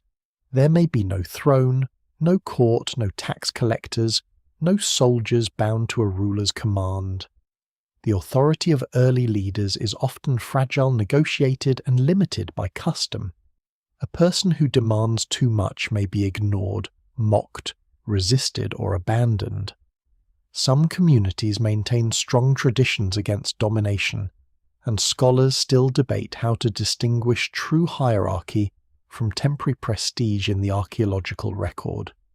Yet in some places the signs become harder to explain away. Certain burials stand apart. Certain houses are larger or more elaborately built. Certain people are buried with rare goods, symbols of distant exchange, or objects that seem connected to ritual authority.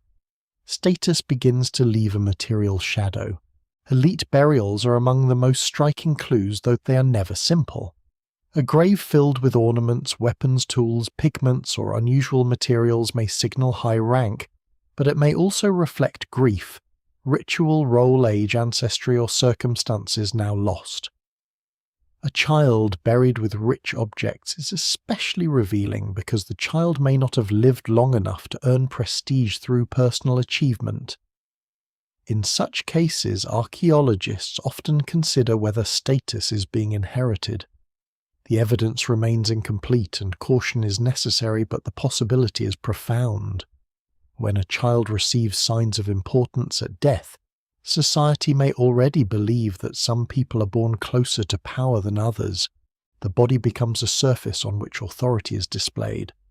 Ornaments, headdresses, tattoos, scarification, special clothing, polished stones, shells, animal teeth, feathers and pigments can all mark distinction, though many of these materials vanish unless conditions are unusually kind. What remains may be only beads, teeth, bones, and mineral colour, but behind them lies a fuller visual language. A leader's body may have been recognisable long before written titles existed.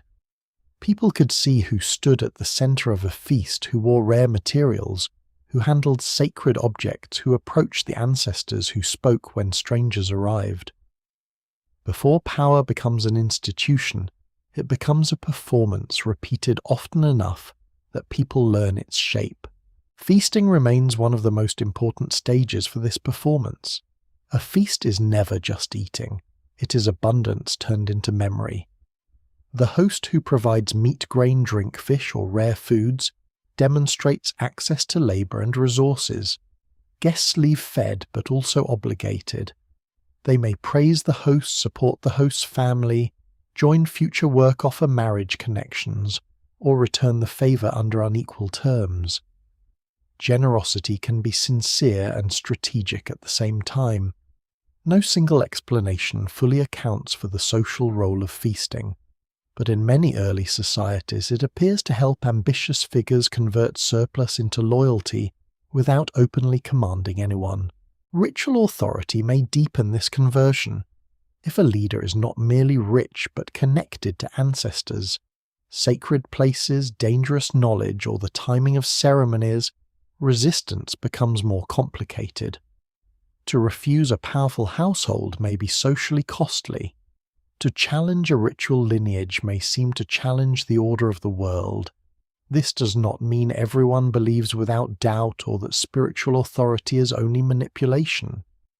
Ancient communities likely contain genuine devotion, skepticism, rivalry, and political calculation all at once, as later societies do.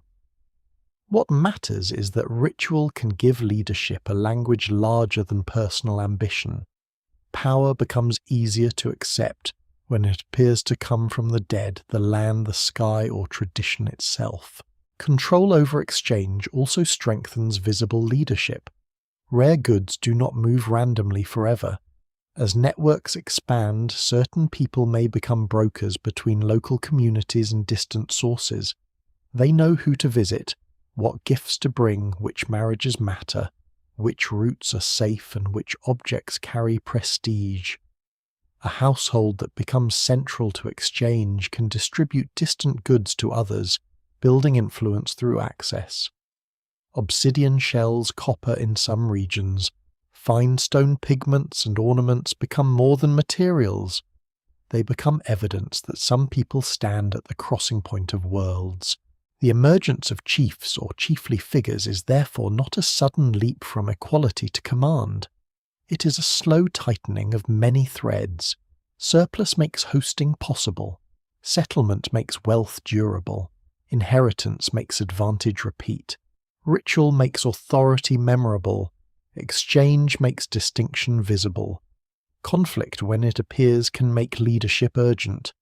People may accept stronger leaders in times of danger, drought, competition, or large communal projects because coordination seems necessary.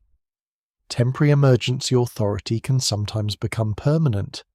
A person trusted to organize defense or labor may not easily step back when the crisis passes, yet early power remains vulnerable in ways later kings would try to overcome.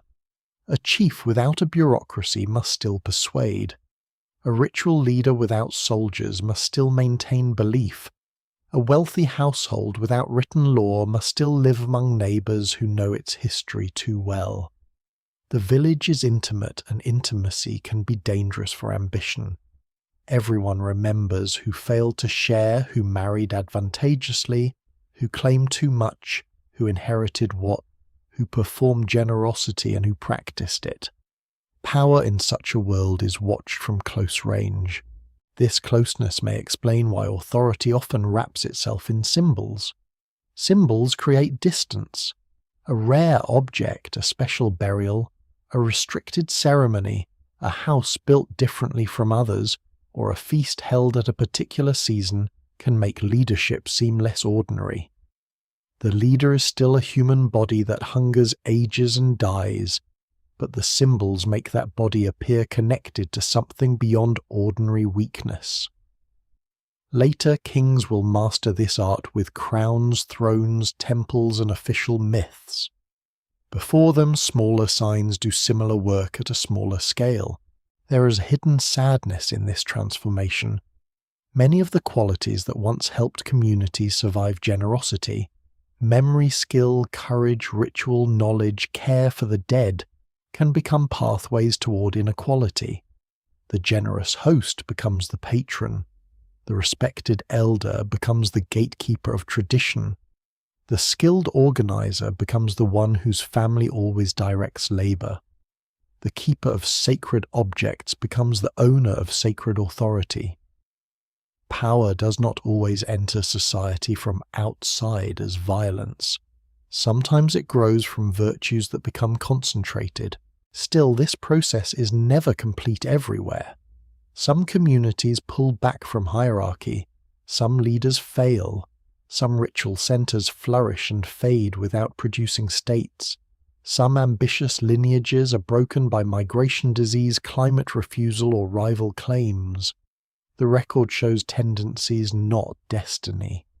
Human societies remain inventive, contradictory, and capable of choosing different paths under different pressures. The world before thrones contains both the roots of domination and the memory of alternatives. By this point in the story, however, the outline of a new age is visible. There are houses that matter more than others, graves that speak louder than others, objects that travel through special hands, feasts that bind followers, rituals that place some bodies closer to the sacred center. Leadership is becoming less temporary, less easily dissolved back into the group. The throne has not yet appeared, but the raised place is being prepared.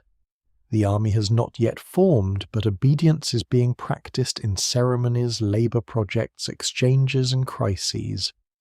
The wall has already taught the difference between inside and outside. Now status teaches the difference between above and below, and once a society learns to see certain people as naturally closer to abundance, ancestors' danger, or the divine, the older world becomes harder to recover. The open circle around the fire does not vanish, but someone begins to sit in a place that others notice. That is how power first finds a body, not with a crown flashing in sunlight, but with a person whom others begin to approach. Carefully remember differently, feed differently, bury differently, and follow for reasons that feel older than command. The first shadows of war are difficult to separate from the older shadows of violence. Human beings can injure, ambush, threaten, and kill long before they form armies. A quarrel can end in blood. A stranger can be attacked on a path. A raid can be carried out by a handful of men seeking food, revenge, captives, or prestige. A murder can leave a skeleton with a point lodged in bone and no clear explanation attached. Archaeology can reveal trauma weapons, burned houses, hurried burials, and bodies left where they fell, but it cannot always tell whether violence came from organized warfare, personal feud, ritual killing, domestic conflict accident, or later disturbance. The evidence remains incomplete, and scholars still debate when war in the more organised sense truly begins. This uncertainty matters because the answer changes the way the deep past is imagined. If organised war is as old as humanity, then Wool's chiefs and armies merely formalise something always present. If large-scale warfare grows mainly with settlement, storage, territoriality and hierarchy, then the rise of villages and surplus changes not only how people live but how they kill. Neither extreme fully explains the record. Violence appears in very old contexts, but its frequency, scale and social meaning vary widely. The world before walls is not a peaceful dream, yet neither is it an endless battlefield waiting for kings to give it uniforms. It is a human world, and therefore capable of care and cruelty in the same landscape. Individual trauma is among the earliest clues. A skull fracture, a healed broken arm, a blade wound, a projectile point embedded in bone, or signs of repeated injury can suggest conflict, though interpretation is often difficult. Some injuries may come from hunting accidents, falls, animal attacks, or everyday hazards. Others are harder to explain away, especially when wounds appear in patterns associated with interpersonal violence. A healed injury tells one story: someone survived, perhaps with help. An unhealed wound tells another: death came too quickly for the body to repair itself. What survives in bone is only the final surface of events whose motives are lost. Mass graves and massacre sites speak more loudly, though even they require caution. At some prehistoric sites, groups of bodies show violent death skulls, crushed limbs, broken projectile injuries, bodies placed hurriedly, or left without normal burial care. These finds are rare compared with the vastness of prehistory, but when they appear, they are difficult to forget. They show that organised group violence, or at least collective killing, exists before written history. The people who died were not abstractions. They were children, adults, elders, skilled hands, remembered faces, people who had eaten, worked, slept, and spoken in communities now vanished. Their bones preserve the moment when social tension crossed into destruction. Why such violence happens is harder to know. Scarcity is an obvious candidate, but not a complete one. Drought, failed harvests, animal decline, population pressure, or resource stress can sharpen conflict, especially when communities cannot easily move away. But violence can also arise from revenge, marriage disputes, accusations, ritual obligations, prestige competition, fear of strangers, or attempts to seize stored food, land animals, or captives. No single explanation fully accounts for this. Human violence is rarely caused by one thing in later history, and there is no reason to expect the deep past to be simpler. Settlement changes the stakes. A mobile group has possessions, relationships, and territories, but a settled village has fixed assets that can be attacked. Houses can burn, stores can be emptied, animals can be driven away, fields can be destroyed, burials can be violated. A raid against a village harms not only bodies, but the accumulated labour of years.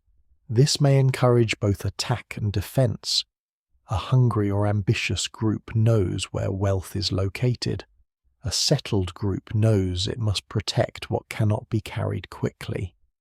Wool's ditches watch points, and defensible locations begin to make sense in this atmosphere, even if actual attacks are occasional rather than constant.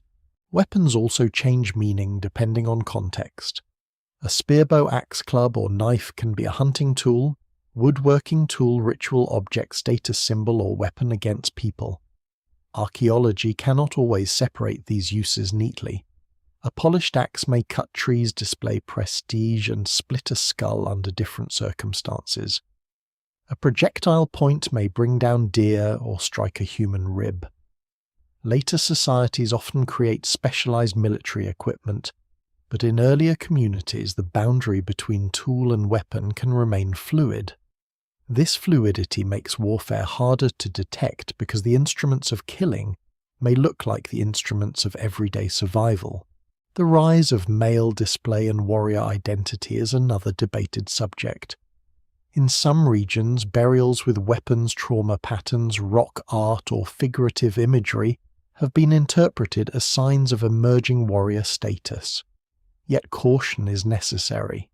A weapon in a grave does not always mean the person was a warrior, and assumptions about gender status and violence can easily be imported from later societies. Still, over time, in some places, the association between prestige and martial ability becomes more visible. Courage in conflict, success in raiding protection of the community, or control over weapons can become pathways to influence. Once violence becomes a source of honor, it can reproduce itself. Captives may also belong to the darker edge of this transformation. Raids in small-scale societies can aim not only to kill, but to seize people, especially women, children or skilled individuals, though direct archaeological evidence is often hard to identify. Captivity can reshape households' labor marriage and status. It can create dependency without yet forming slavery in the later institutional sense. Scholars still debate how early such practices become common or visible, but the possibility reminds us that warfare is not only about land and goods. It is also about bodies' reproduction, revenge, and control over future generations. Violence can strengthen leadership. A community under threat may accept stronger coordination. Someone must organize defense, choose watch points, plan retaliation, negotiate peace, or decide when to flee.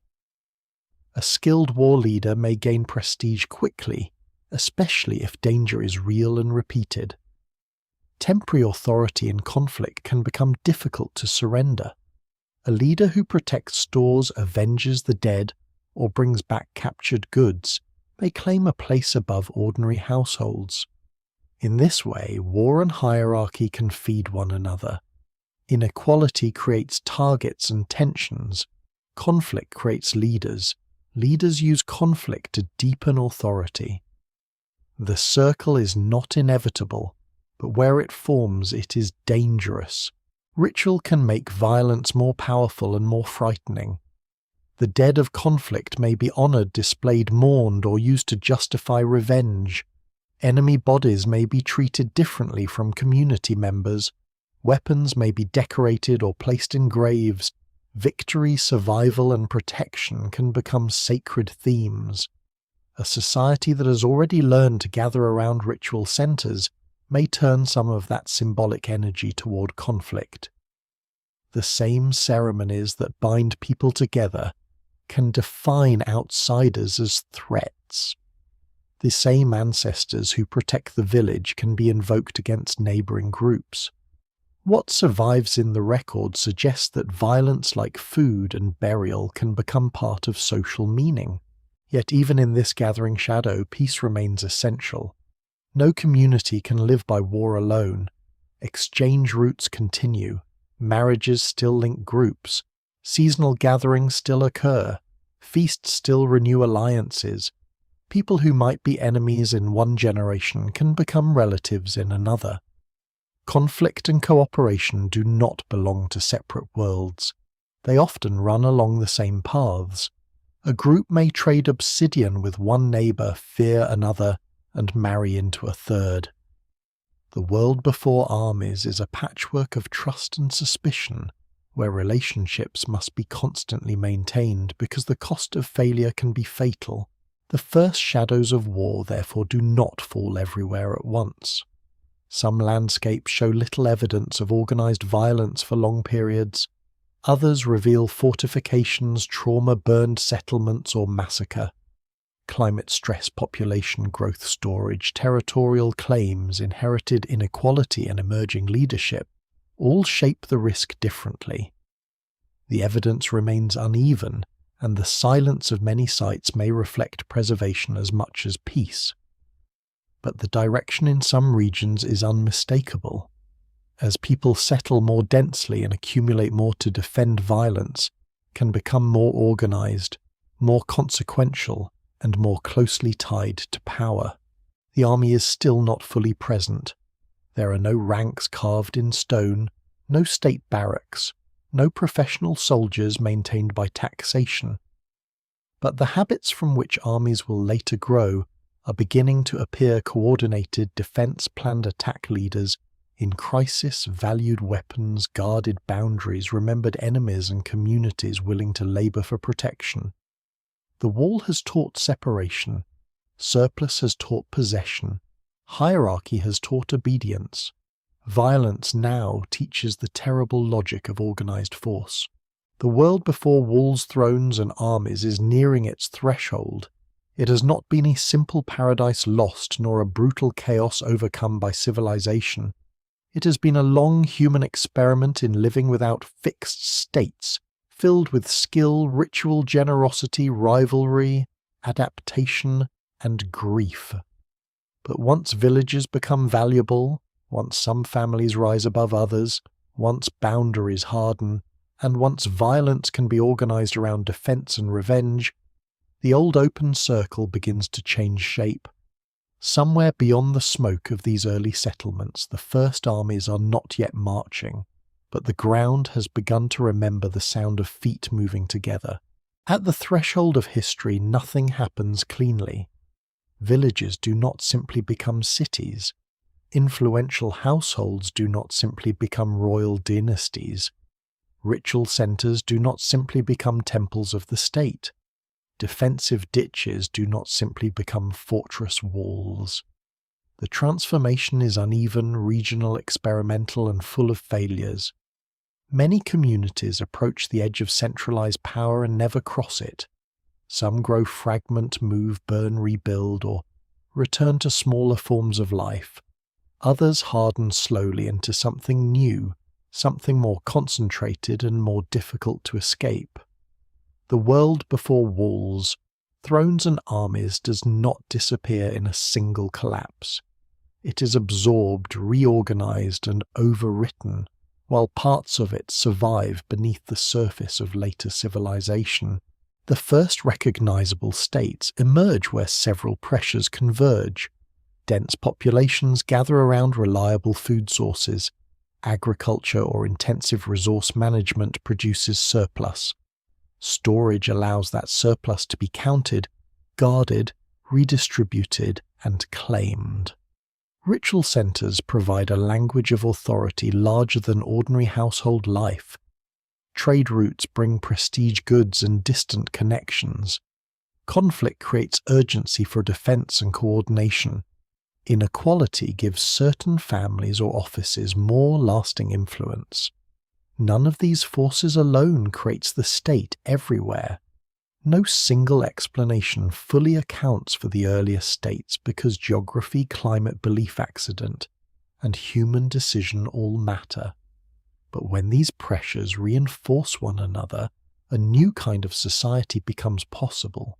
The state is not merely a large village. It is a different arrangement of power. It can command labor beyond kinship. It can take surplus from households and call it tribute, tax offering, or obligation. It can build public works that no single family controls. It can define territory more sharply. It can support specialists who do not grow their own food, full-time administrators, ritual officials, craft workers, guards, builders, messengers, and eventually soldiers. It can make decisions that outlive the person who first issued them. Most importantly, it can turn flexible authority into office.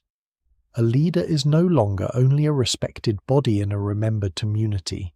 A leader becomes part of a structure that expects obedience. Writing where it appears accelerates this transformation, though it is not the beginning of intelligence or memory. For countless generations, humans remember through speech, ritual, root song, object, and place. But writing changes what power can do with memory. It allows grain to be counted, Labour to be recorded, offerings to be tracked, boundaries to be listed, names to be fixed, debts to be preserved, and commands to travel beyond the speaker's body. Early writing often serves administration before literature. This is a surprising detail for anyone who imagines writing first as poetry or philosophy. In many early states, the written sign is born close to storage, accounting, and control. Memory becomes portable, durable, and increasingly official. With official memory comes official forgetting. The older world of small communities, shared fires, mobile routes, and flexible leadership does not vanish from reality, but it vanishes from many records because early states prefer to record what states care about. They preserve names of rulers, offerings, victories, estates, temples, goods, and gods attached to power.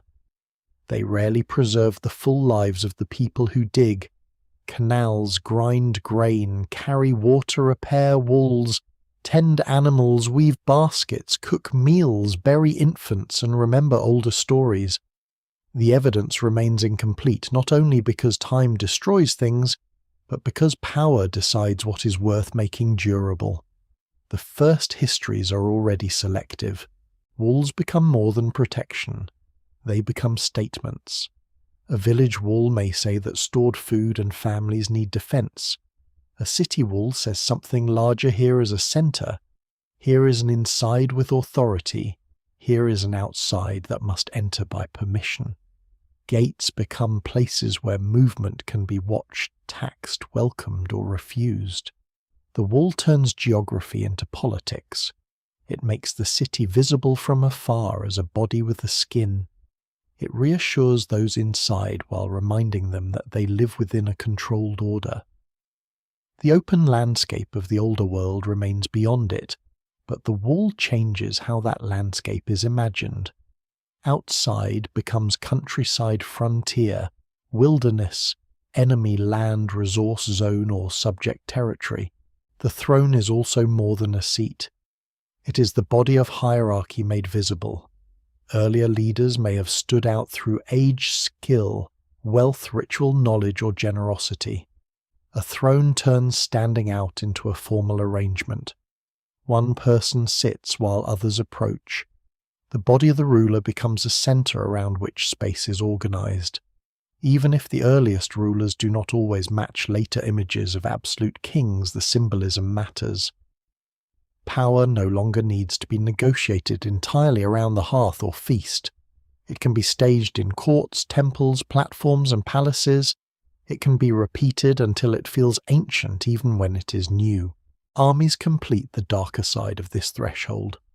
Earlier violence can be personal, raiding-based, seasonal, defensive, or organized in temporary bands. The army makes force more permanent.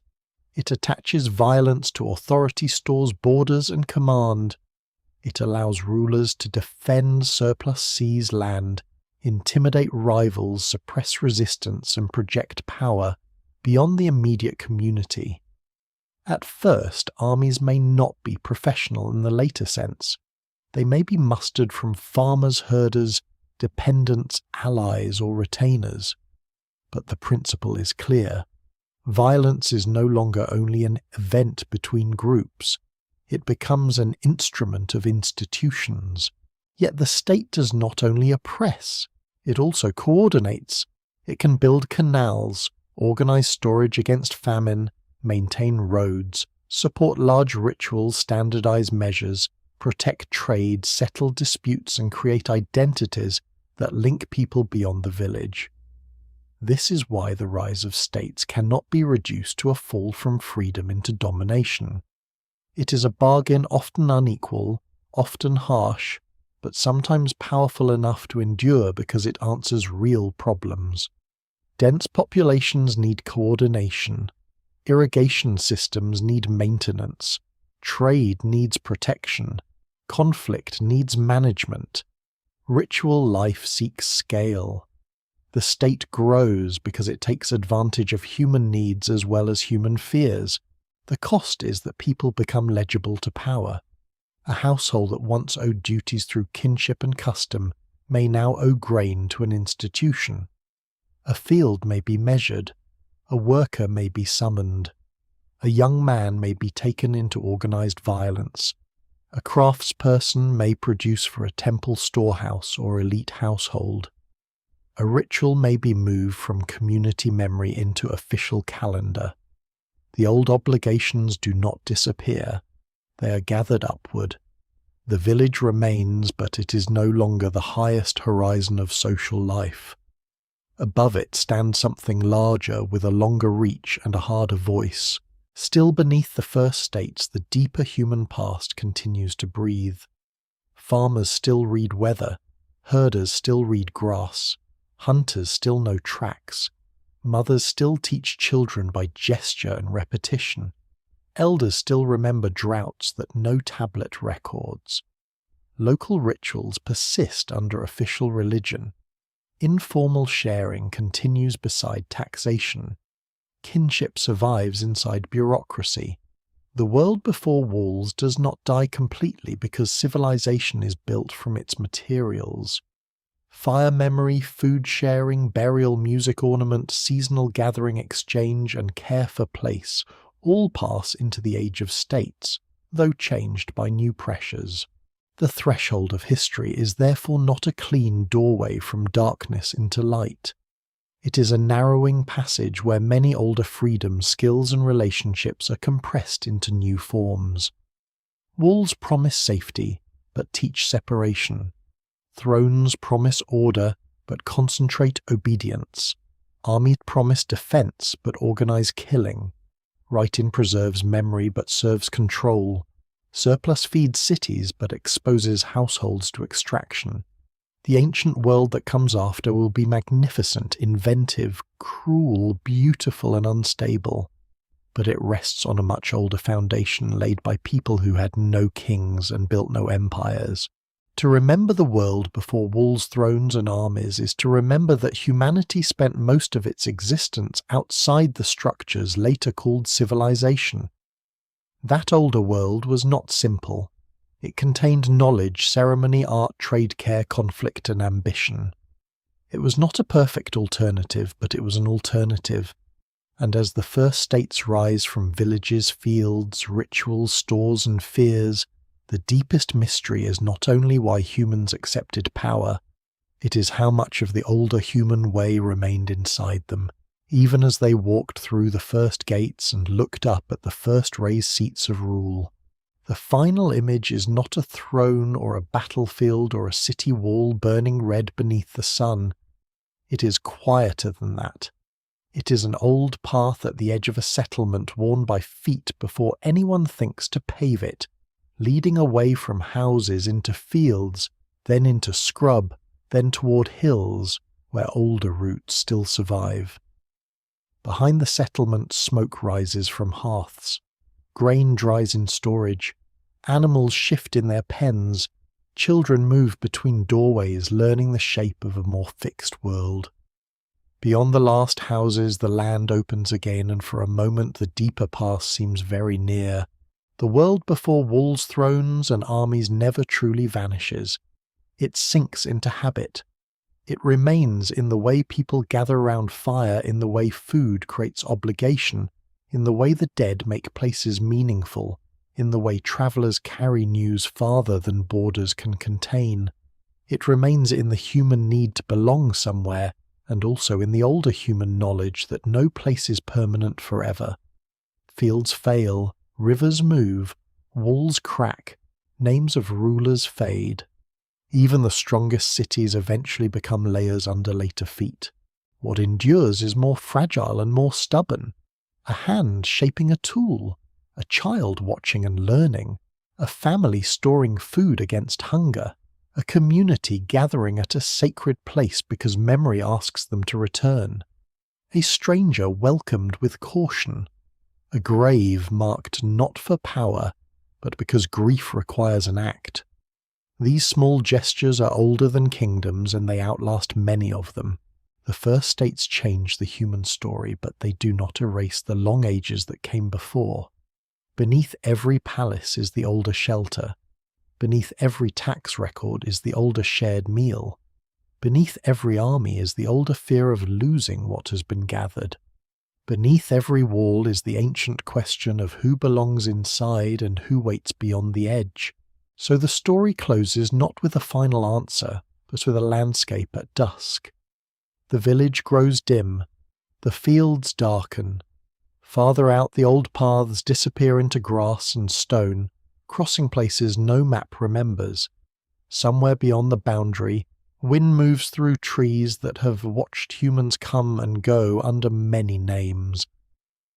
The age of walls has begun, but the open world is still there, breathing in the distance, carrying the memory of a time before power learned to build itself in stone.